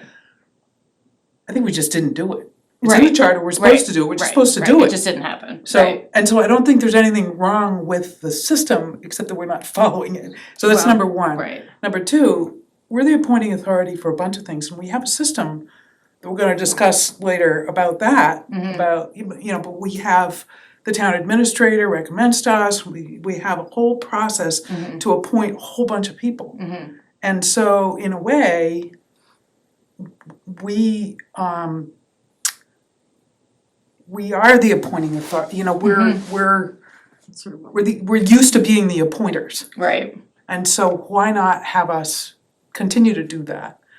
It also gives us the ability, there are other places in the charter when things don't go well with membership of boards and committees, there's recourse, there's there's different ways to handle, sort of disciplinary or management. Right. And that all kind of pertains to us, I think, as the appointing authority. And so that would be my argument for not giving it to the planning board. Well, and so that's my one question is, all of the appointments we do go through you, right? So like but if the planning board was doing an appointment, they would also have, so this is my concern, Right. is that you're, again, vetting it at 30,000 feet and going through the process and knowing who's on this board and knowing who's on that board and knowing who's come before. And it's not a control thing, there's a reason that we are the appointing authority, and I would hate to take that off of our plate only because there's more at play there than just us being in charge of that aspect of it. I do think, obviously, it has not been done. Well, but one of the issues, because it Right. came up last year, it's been posted for a long time and people aren't putting their names up. And that's part of, that's one of those challenges the town has all the time, right? Right. Even though there's specific boards that are mentioned, we haven't gotten, so. Right. But I feel, actually, the way you've mentioned it, the 30,000 feet, Mhm. that's why we should Right. we should retain that, I think. Right, I do too. Cause having, and this isn't as personally directed at anybody on the planning board or the planning department, but their focus is a very focused part of the master plan, and we really wanna make sure that when we appoint people, there's a broader look. That's why the committee is set up the way it is, so. I think the clarification still needs to be said, like, that responsibility, and some of yours, I think you had a suggestion around the joint session sort of at the end or whatever, cause it does feel a little like we appoint them, then we never talk to them again. Right, and like we so I need to hear that have a communication, report right. back, yeah, Which, absolutely. as Ingeborg said, if we have a seat on the, still, then, or maybe whoever Yeah. said that, Yeah. that is, but I think part of the master plan, it's for the whole town, it's not just, planning board impacts so many things, but I think that makes sense to sort of add that into the language. Denise?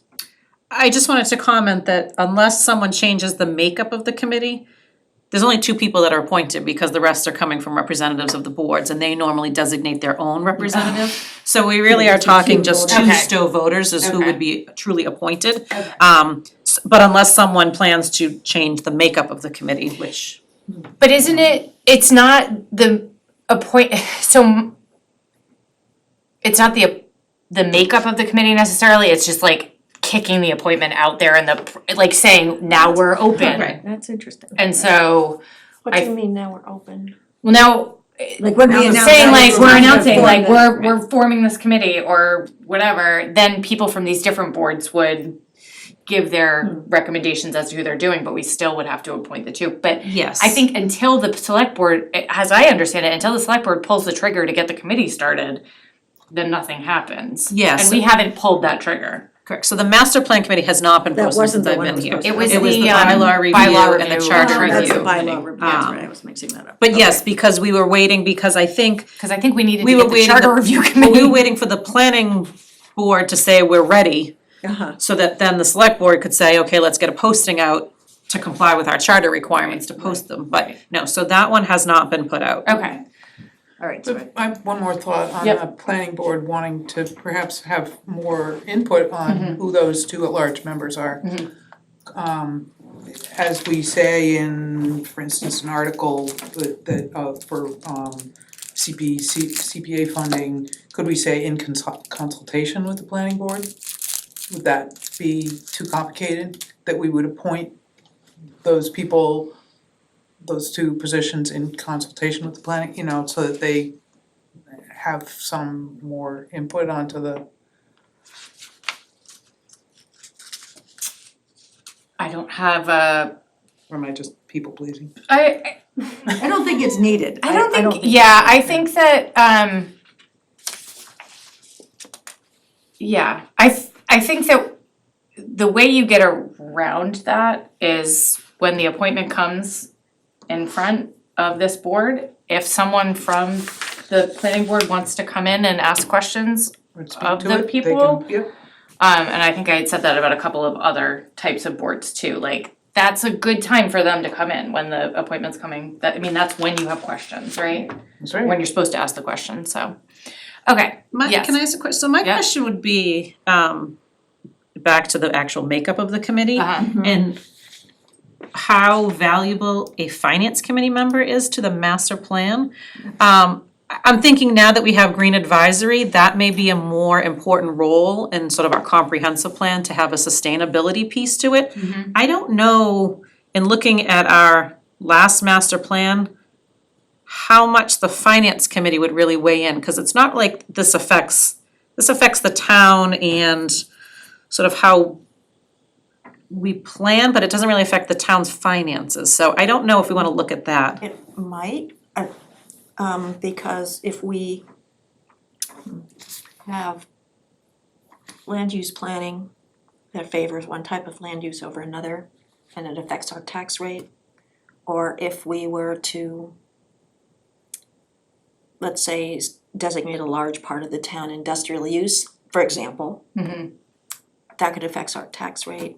So would it be the assessors that we'd want? Like somebody from, or Well, no, finance. finance? No, I was just thinking I don't know, we're all taxes, thinking, like, we're thinking out we're loud. thinking out loud. Yeah. That's a. So I don't know, it might be, you know, and if our master plan talks about preserving our historic buildings, you know, we've got finance has to play a role in that, and but absolutely, I think the Green Advisory Committee should be part of it. I have another subject, but well, I'll wait till you. No, I think, but I mean, we could just add, Appointed. say we wanna add another person to it. Oh, You'd have to do that could be two. a recommendation. Well, then I'd say affordable housing would be another focus, I mean, in terms of that, cause it is. No, it does won't make come up sense unless too. it's part of the Yeah. master plan. Yeah. But Then we've got But then you got a committee of a 9 11 people board. Well, community preservation is 9 people in it, That's true. it just is.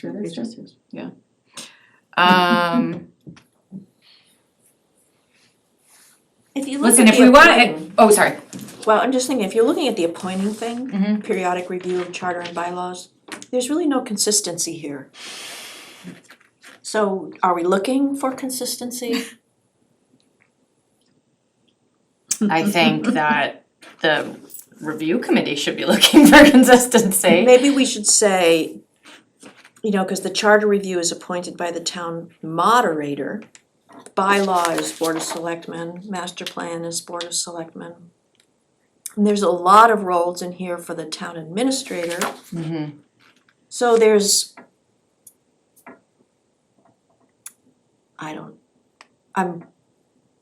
I have to admire the committee, but, so maybe there, one of our comments should be that there should be a consistent review of appointing authorities.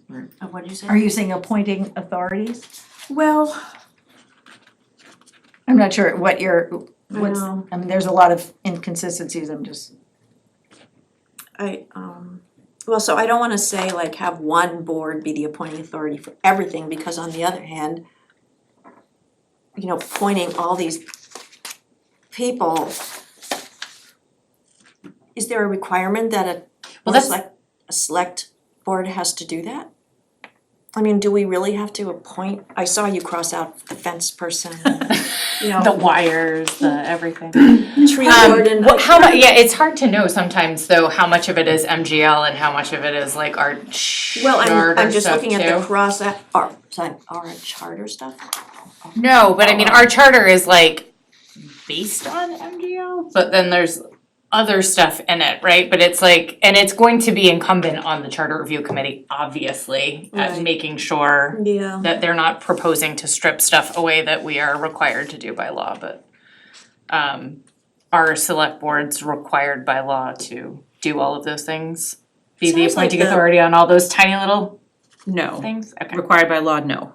Part of it though is that you have certain, I mean, our town government is made up of entities that some of them are, I mean, for instance, we've just had an election and you know, it tends to be somebody who's somewhat more senior in town government who gets elected to the select board, so they have some experience with how the town has been operating for some number of years. They have relationships with other people, they know people in town perhaps, or they've been in town for a while. I mean, so I think you have a group like that as an appointing authority. I mean, the moderator is also probably a senior person in their, I mean, they probably have a fair amount of experience before they're elected as a moderator. So each one of those appointing authorities has experience. I mean, the town administrator also weighs in on these things. That's how it's been. Yeah. Doesn't mean it will always be.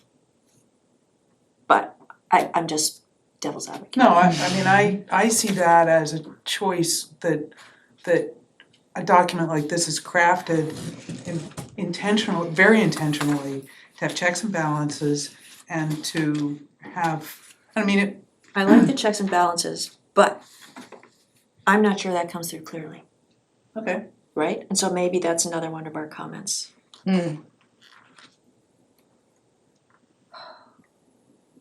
If the goal is to make the charter more transparent, then I think we should state that specifically to the committee in What's so many not words. transparent about it is. Well, you just said it was. No, I think no, it's no, not it's transparent, it's not consistent. consistent. It's not, it's totally transparent, it's on the website, you can look at it, you can read No, it. I mean, I don't know. understandable. Yeah. Oh, okay, I mean, if we want it to be very easy to understand, that's a separate comment that we might make.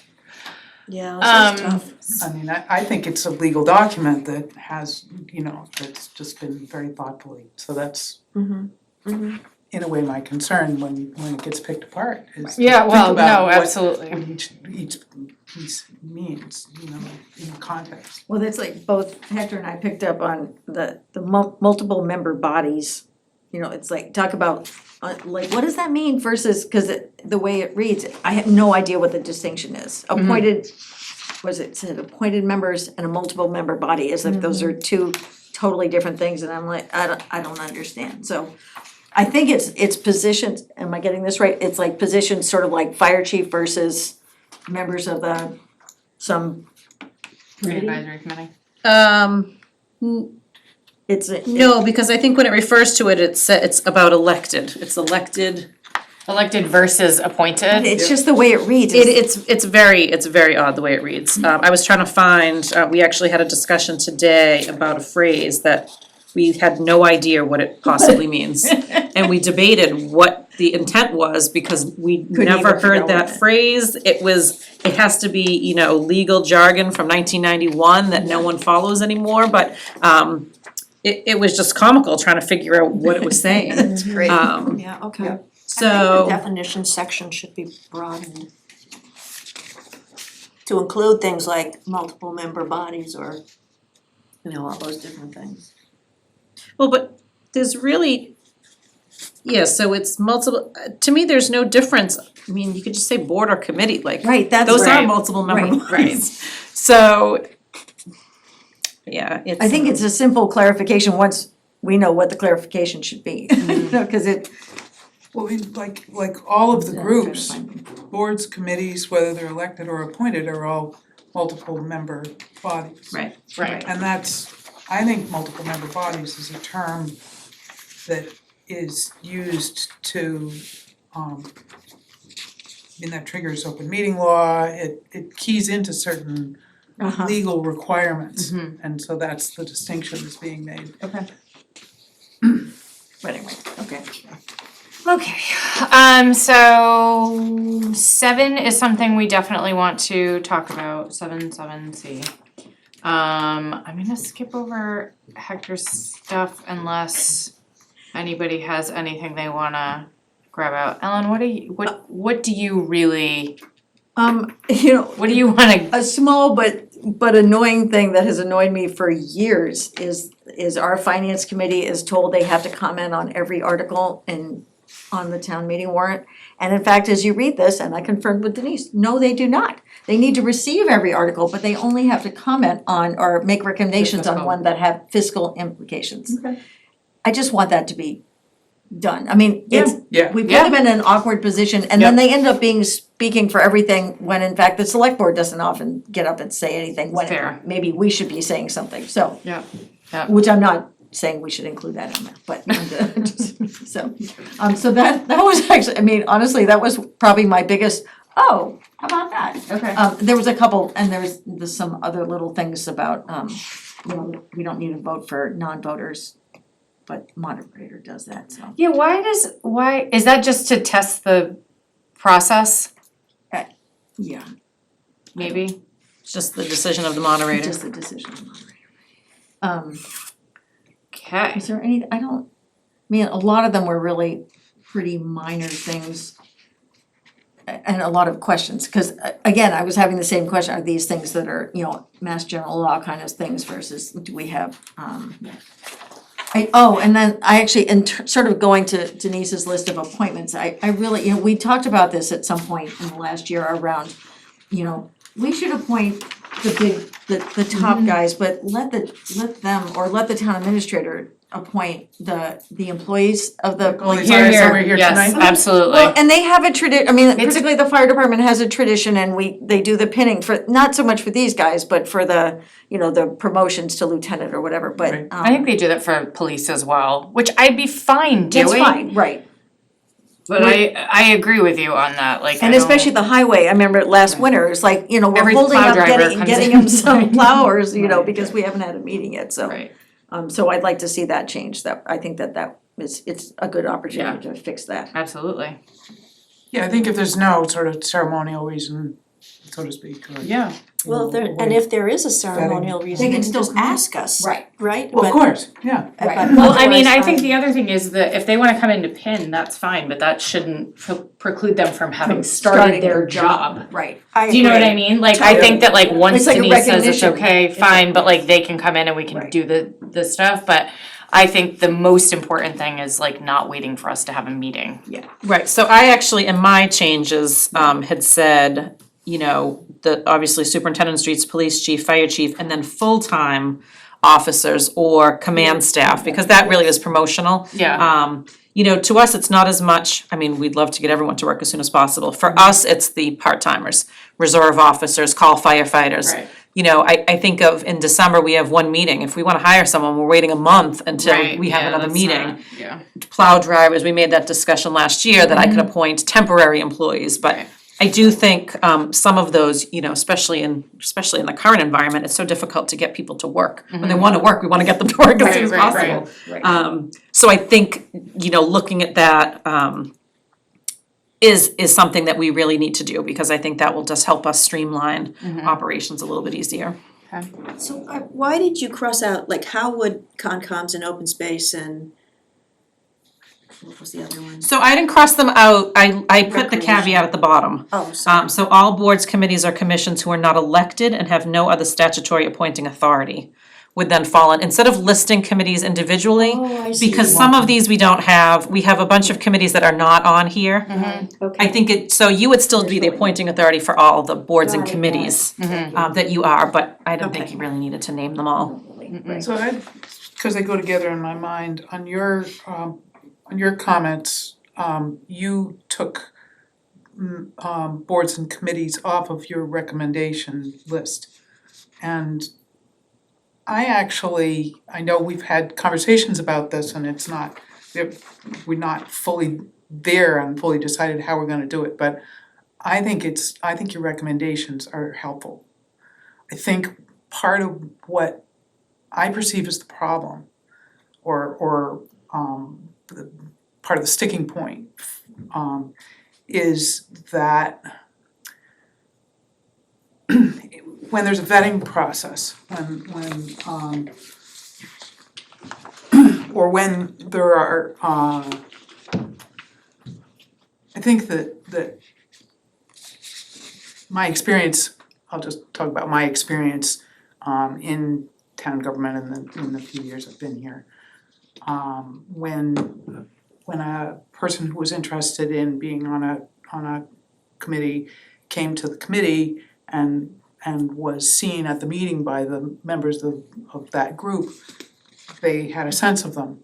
And then if they put forth a recommendation to the select board or to the town administrator, they already knew who was interested. You know, that's fine. There is the moment where possibly someone's interested that doesn't feel like a good fit. And how do we have that conversation appropriately in public as much as it needs to be? And because it's gonna happen. And it's great that you know, I think maybe what we need to do is and I think we're very collaborative this way, is when somebody wants to be a part of what we're doing, to find a good place for them to fit. And so, you know, maybe there's a redirect. If they say, gee, I'm really interested in helping with this, you say, well, would you be interested in, you know, so, but I think we have to figure out a way to have those conversations. And just deal with it. So I would like you to continue to be part of the process. To answer your question, we've been involved in appointing from multiple candidates that come forward. So if there was one person that came forward, we could say, well, we'd need more candidates to evaluate, you know, something that's the diplomatic way of saying that, right? Yeah. But the school committee appointment that we recently did was very awkward. And how do we avoid that? How are we going to avoid that? I'm just kidding. Because it was so clear. And the other candidates all the candidates were phenomenal. Like, what a wealth of riches we had that night. So, I don't know, that's not a charter issue really, so maybe we don't have to talk about that. But I think the board still has all the other committees, all the other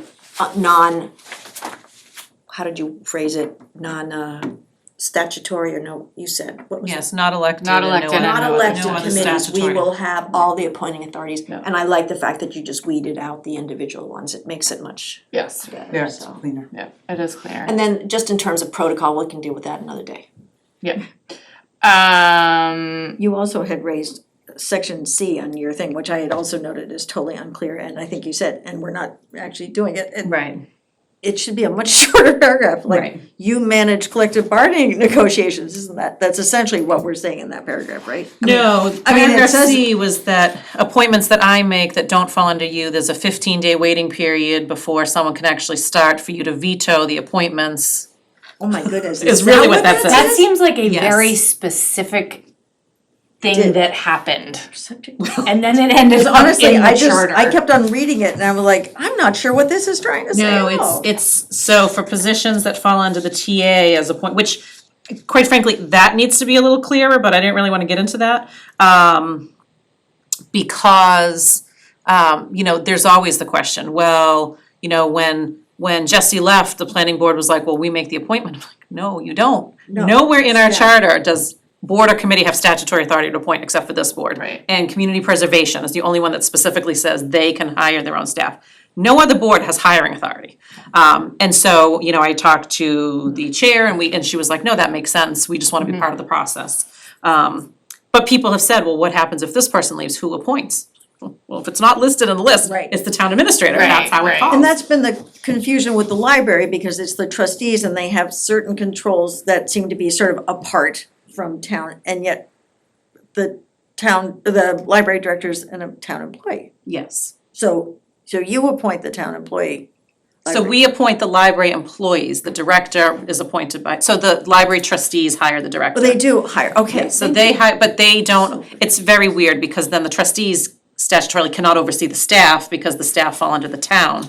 The library director falls under the trustees. So weird. It's very odd. That's very. Does Is that that in happen the with charter? trustees? Well, library trustees around the state have this sort of weird power, right? It is, so they have the power for the, I mean, it's not Director. weird power, I Yeah. don't mean to make it sound like they, but it's just awkward. right, right, It's sort of old school almost, like, oh, you only had a librarian, right, right? Well, now you have staff under them and Right. they don't have control over deciding who their staff is. no, no. Anyway, But because it's not their role is the care custody of the building and the library director. Right. The library director then handles, so it's a different, it's a Yeah. very odd. but so should we add in, I mean, you just said, we need to clarify maybe in here that the town administrator is the sole appointing authority, or whatever the wording is, for hiring Hiring authority. hiring a Right. staff, unless explicitly stated in whatever, wherever, you said the CPC, we wrote it in there somewhere. Yeah, so CPC, it talks about I mean, yes, I think we certainly should be doing something. I think the first sentence of that 4C, it talks about civil service, which we don't have, but collective bargaining, yes, department heads. It actually even talks about boards and commissions, which I think should come out of that section, cause I'm not the appointing authority. But it's the whole 15-day following the appointment date, and it's just a weird, again, stretching it out for several weeks again to get people Right, working, right, okay, so so. Okay. I think the part that, it was this opening phrase, it just seems a funny location, cause basically it's, where's such power, cause it made it sound, when I read it, I kept on saying, wait a minute, we decide this? Like, we don't decide this, it's like, cause you forget you're under this section on the town administrator, Right. so it's like, that whole opening phrase to me is very confusing. Right. But, okay, Yes. so, but if we take out that stuff. So, cause it's the power granted by the board, to appoint, which, again, by design, if it's not in the select board appointments, Right. the power has been granted. So, yes, I think we should clean it up and be a little more specific, which is why when I met with the charter review, I said I need to think about that section, because it's, again, we wanna make it so that, if there is a process that you want, that's fine, but we need to figure that out, and it really shouldn't be a 15-day window or Right. that whole thing. Okay. So, Okay. Okay. The submission, the budget, it does make sense to winnow that down. Cause it gives you a clearer number, I would assume, right? I don't know which one you're talking Sorry, about, 6.62, at least 30 days prior. Oh, yes. I think, Is that too tight though? I mean, because the finance committee is supposed to have a public hearing, which always seems to happen too soon, because then people haven't even paid attention yet, but, right, when you're saying the budget, are we talking, I'm sorry, 6.2, right, the Yes. budget. Yeah, cause I think in the last, because we don't have, to have it 60 days before the date of town meeting, depending on when we have town meeting, we don't have a school final number, we don't have health insurance numbers, we don't have some of those things, so, if we make it 30 days, we still could have it 55 days before if we have some of that stuff, but I feel like 60 days before, especially in this environment, there's still so many unknowns. right, you don't wanna be submitting a budget that's Well, it's like 75% plug numbers. Bolton has a timing, right, they have to have it done at the end of February or something. Yes. Which doesn't really make sense, but, Right, because that was, that came up with the regional agreement review. yes, and historically, health insurance across the board, you get it in March. Really, yeah. And that's such a huge number for everybody. So you're going to put forth ones, I have already put forth the ones that are the on ones this that are page. here, okay. I've met with charter review, I went over these, there are still a few others that I wanted to think about a little bit more before their deadline, but this is what I would Okay, be. so I would say this board should also, or what I would like to do is go along with Denise's proposed changes for Article 5, which are the crossouts and cleaning it up. I feel like that's a good one. Absolutely. I think that the 3-1 with the elected town officers shall receive compensation. I think that it's important that we change that to no compensation. I think this board should probably be the one that says The that. moderator gets paid, that's a change, that would change that. The moderator, is Yes. elected. It's $45. I mean, it's, yeah. Even, I And think the moderator didn't know he got paid. Last year, he did not take it, and I don't think Jim's intending to take it. I think he wanted it to go towards his expense line to actually go to a meeting. Right. Because it was more than the $46, I think, that we give him on the expense line. Yeah, I mean, that would be. Yeah. And I will just say for your knowledge, under Massachusetts law, if we pay our committee members any stipend, they're eligible to join the town's health insurance at 100% of the cost, but they are eligible to join our health insurance. So that is why a lot of cities and towns have done away with stipends for board members, because people were getting on there, Interesting, in increasing the premiums for. yeah. Absolutely. All right. Well, this is what I think our Congress should have this language. Because I think all of them have a conflict of interest.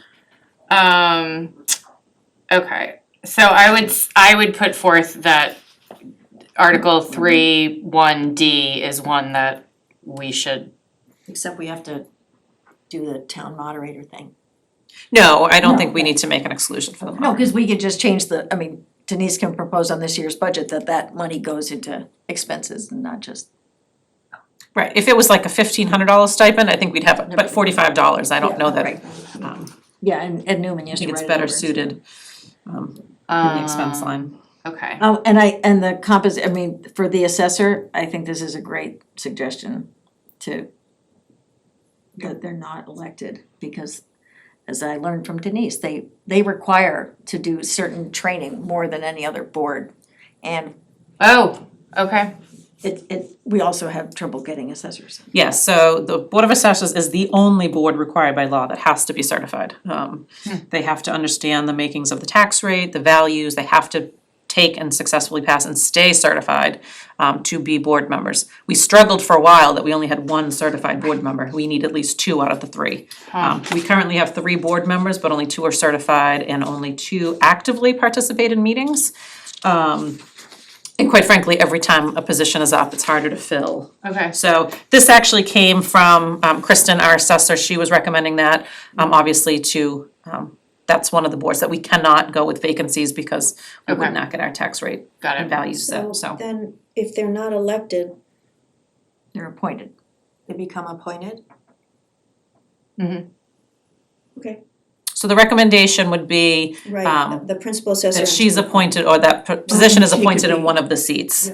And then 2 positions would be appointed, so that you'd still have a board of 3. Yeah. But then you'd always have a certified person in the role. Okay. And then Okay. you would just need at least 1 more. Yep, that's a good one. And the principal assessor is elected or? Is Kristen. No, she's it's appointed. hired. Oh, she's She's hired. She's the, yes. Okay. No, that's great. How many do we have so far? So 1, 2, 3, 4, 5. 5 that I've made note of Okay. since you've been chatting. Since I've been. Not you personally, the board. Is there anything else that any of you feel like is a board one that you'd wanna put forward?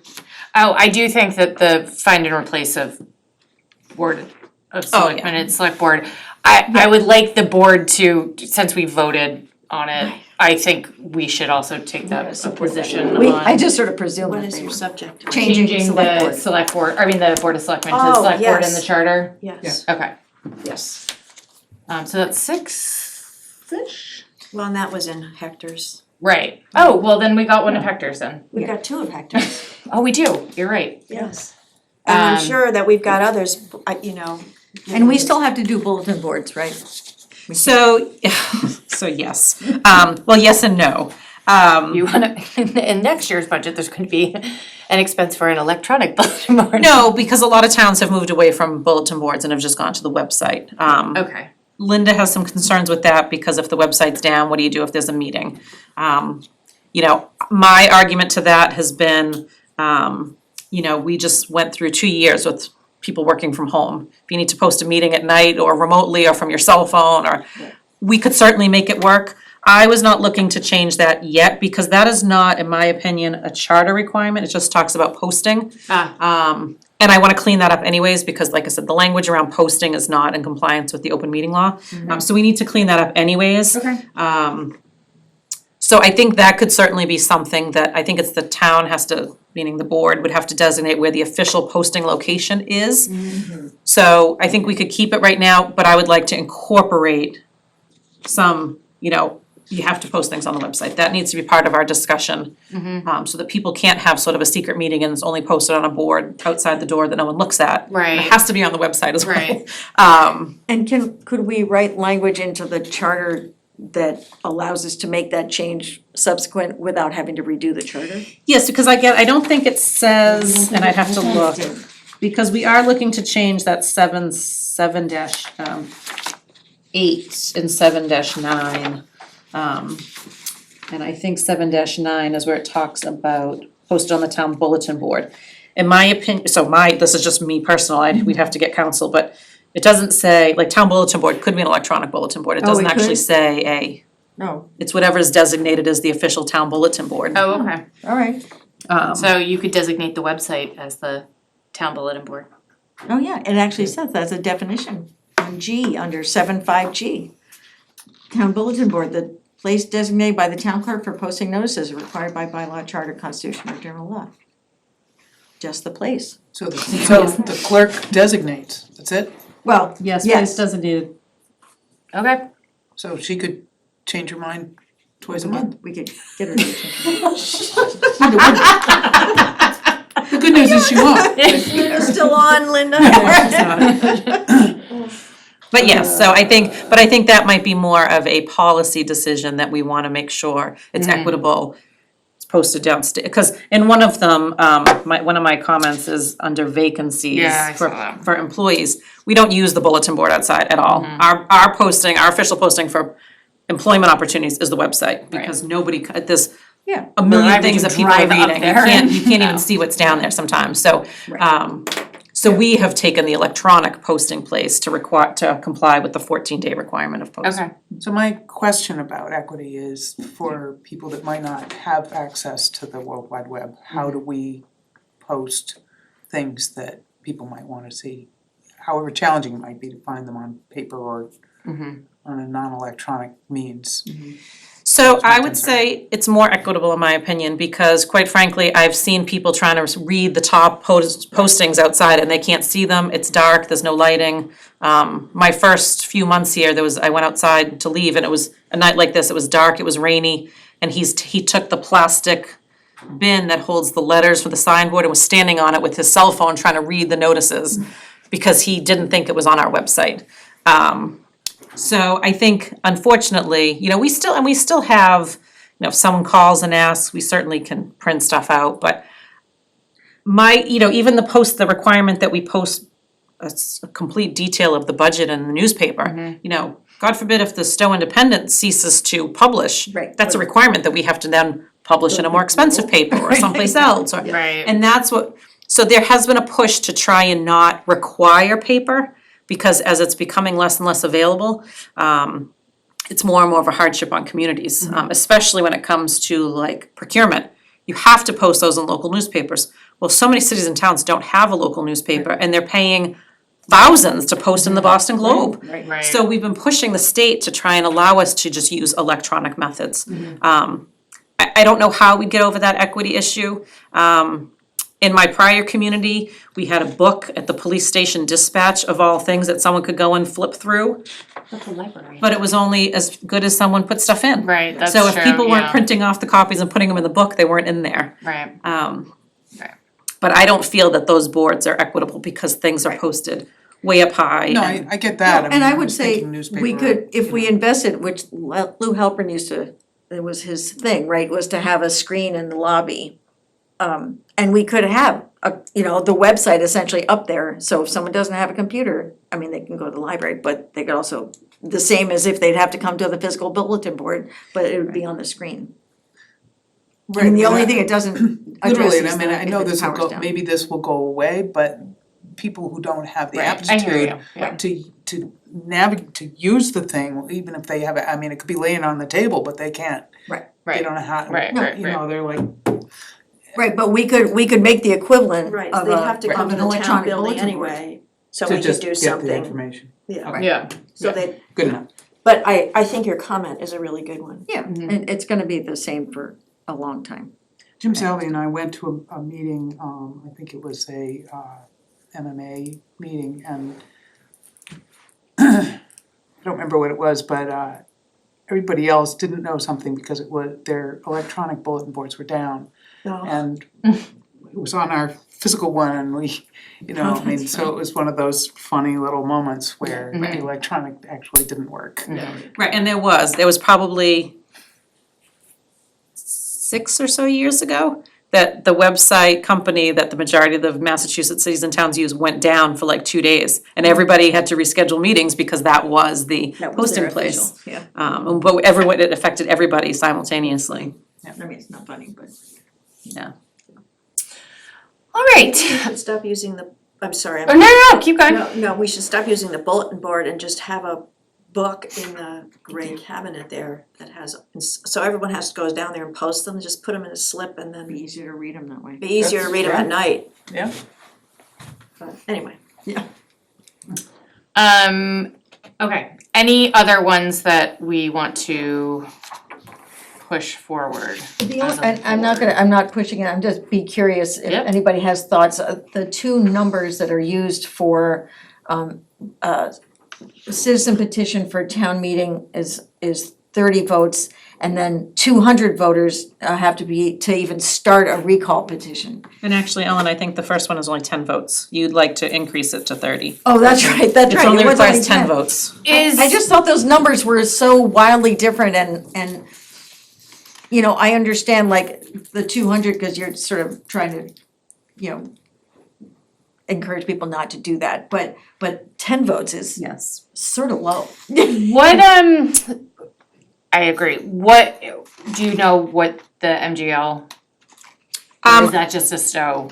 No, the MGL I don't think requires, I'd have to double check, but I think the 10 voters is, because Is that the sort of standard? I don't think it was that low in prior towns, but I haven't looked up the MGL. Yeah, that does seem low. That was not, But the, there was some number of people that could, this isn't a reference to getting a Citizens petition. group to meet. No, to force a meeting of a multiple member body. Multiple member body, yeah, I know. No, 27A is the one that just for articles on an annual town meeting, it just says 10 or more voters. 100 or more voters for a special town meeting. Okay, but then I wrote it, nice, what did I write? It's 211B. Oh, this is right, this was where it could be a majority of a board, of a town agency, or it could be, right? Where so many voters Yes, could petition for something to be on. yeah, anyway, Yeah, I think that could be higher. I don't know what the right number is and you know, they want specifics. for number 2, But I could look up, between now and the 15th, I can look and see if that is statutory, the 10 and the 100, or if there's flexibility that you can recommend a different number. Okay. great. I think the hundreds, the ones like for a recall or for petition for a special town meeting or something, kind of feels to me like it's reasonable. I mean, there's a lot of people in the town. I mean, it's a small percentage of the population. And it's a big deal especially for a special town meeting where you want 200. I mean, it's a big deal. The special town meeting is supposed to be a pretty short agenda, and it costs us money to put it on. You don't wanna just have people causing us to be jumping to make a Fair. thing. Yeah. Those numbers should be more reflective of our population now. It could be we Well, could that set it was- as a that was the other percentage thing instead that- of a. If you think about when these were written, you know, when we set those numbers. Right. There's 200 for a special election article, that's expensive. Right. Right. But can you see, Denise, if it is, but if it's not, I would propose that we do a percentage of the town's voting population. Instead of a set fixed number, right? So then you've got people who there's like an actual buy-in. And then that doesn't have to change. That number doesn't have to change, right? Cause then it's like, if it has to be 3% of the town's. But then we have any town agency acting by a majority of its members, so 3 of us could force.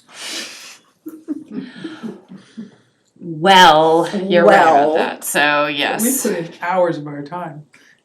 Oh, so we're, yes, okay, See if we're better, yeah, not. alright. Okay, Alright. so I think we have a good solid Yes, list, I think we do too. and I'm gonna And we could suggest. keep drilling down here, but. I know we could, but I do feel like we've got Not this, a we're committee. gonna talk about this next meeting too when Hector's back, so, Yep. but I do feel like we've done good legwork. Okay, And we're not doing details, that's for the committee. yep, Alright, 30,000 feet. Liquor. Setting the liquor, common vic, and class 2 license fees for 2023. Denise? Yes, sorry. So with the exception of the liquor licenses, I am recommending they stay the same as the last year. I am recommending that we go back to our original liquor license fees. We had several years through the pandemic that we gave a 50% break for only on-premise alcohol. All others were still paying the full rate. I think we are at the point that we are now back to folks going out, folks going to dinner, that I think we could resume the fees that were originally set by the board. Did how anybody have long ago were these fees set? 21? Oh, 20, okay. no, we re-voted on 20 and 21. So I don't know when they were originally set at the levels they are. Since I've been here, I believe they've been at these levels. So we are looking to do at some point in the near future, a fee assessment, because I think across the board, our fees are sort of all over the place. And we would do this, like our common vic and the class 2, I don't know what people are charging anymore for those. But I can say that these have been the rates since, although I can't say that, because since I've been here, they've been at 50%, but Right. 50% of the same base rate. Okay. I don't recollect them going up Yeah, that's what I was. a few more years. Well, so if there's a process for reviewing them, I Yes. defer to that. No. Yes. Okay, so do you need a motion? I do need a motion. I move that liquor license fees for 2023 be established at restaurants, all alcohol, $2,200. Restaurants, wine and malt, $880. Package stores, all alcohol, $2,000. Package stores, wine and malt, $880. Should I just keep going with the rest of it? Or do we wanna do the 3 votes separately? Let's do them separately, just, Okay. I'll second that. any discussion? All in favor? Alright. Aye, that's unanimous. I move that common victual, I don't like this word. I don't like it. Common victualler license fees for 2023 remain the same rate as charged in 2022, which is $25. Second. Any further discussion? Aye. Seeing none, all in favor? And that's unanimous? What this is? What's the victual license? To serve To food. serve food. Oh, fine.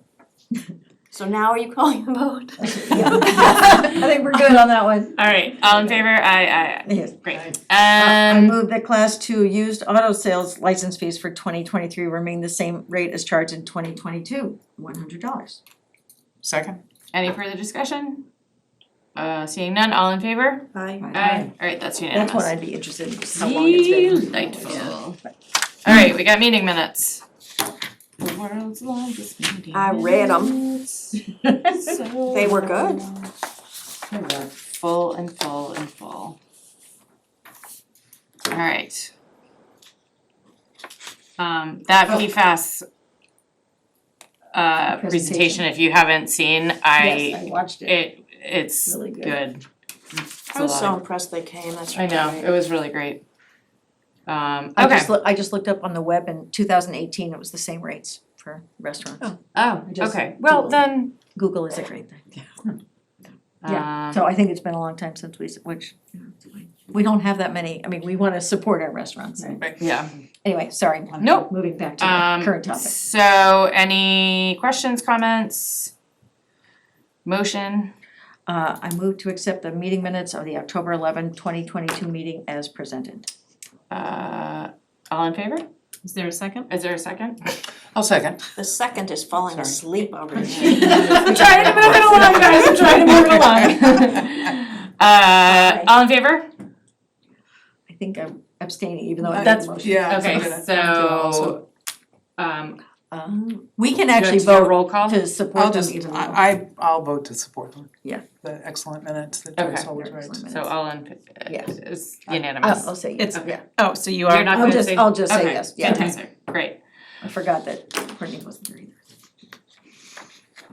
Okay. Oh yeah, would we be able to, okay, anyway, let's move on to correspondence, if anyone has any questions or comments. I always do this, I need to write something down, I read it, now I can't remember it.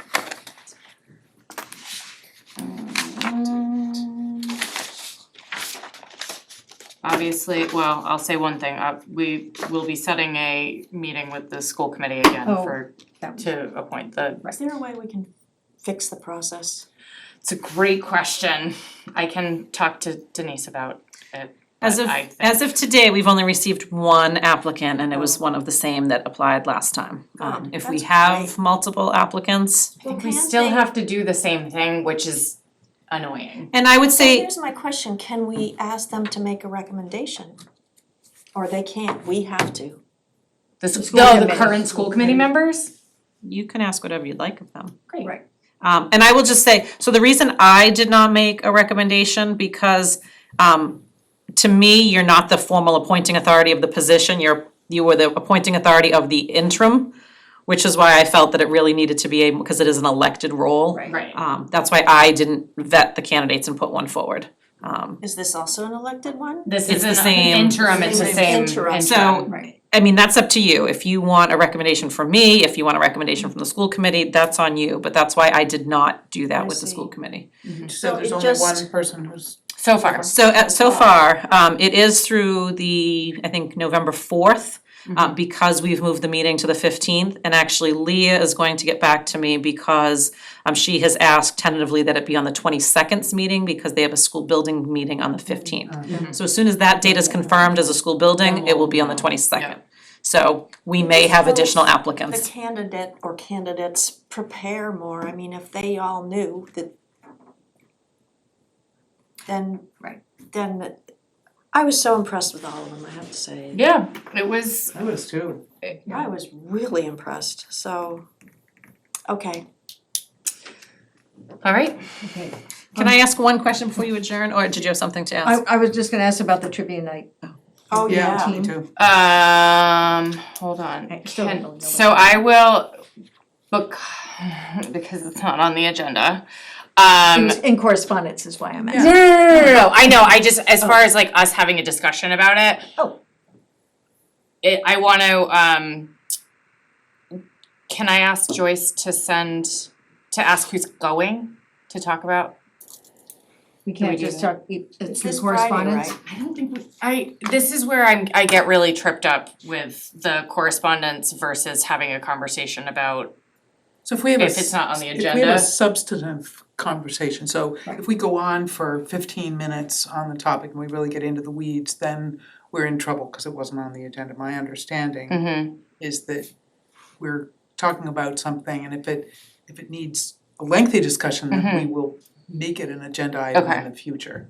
Except Except it's In on this case, we don't have a Friday. Right. Well, it's unlikely to be lengthy because it's. So I think if you're just saying yes or no, I think Right. that's probably fine. If you're looking for votes or more discussion, you'd have to have it on the agenda. Okay, So if the question is just It's who's an going and who's attendance not, thing. So, you're probably fine. yes. So I'm planning on going. Me too. are you? I had a family thing just come up. Okay. Which is why I was, Hector's out of the country. and Hector's out of the country. I could go, I'm just so bad at it. Well, we could lobby You and I can go out together. non-select board members to, maybe former select board members. Oh, there we I go. can answer trivia about birds and flowers, Yeah. folk music. I can do wetlands, I'm sure there'll be a lot of questions. chemistry, Um, molar weight, Chromium. Okay, stop. You're hilarious. All right. Okay. And Ellen can answer all the rest. Or we can just embarrass ourselves.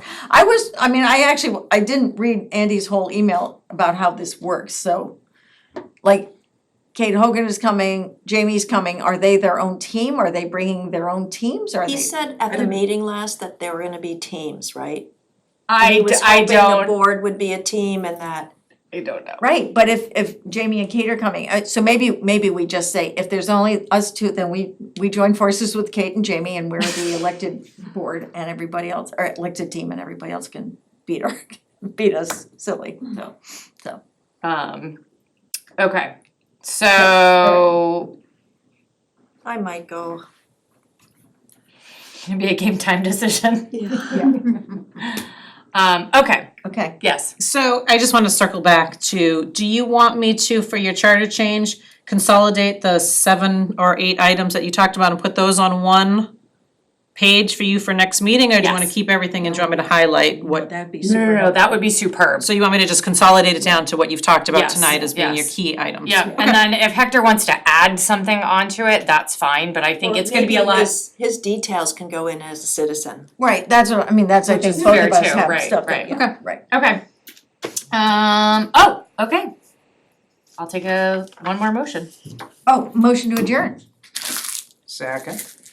All in favor? Aye. Aye. Aye. All right. All right, Thank you, Jonathan. see, when you said it was gonna be a short meeting. I know, I just.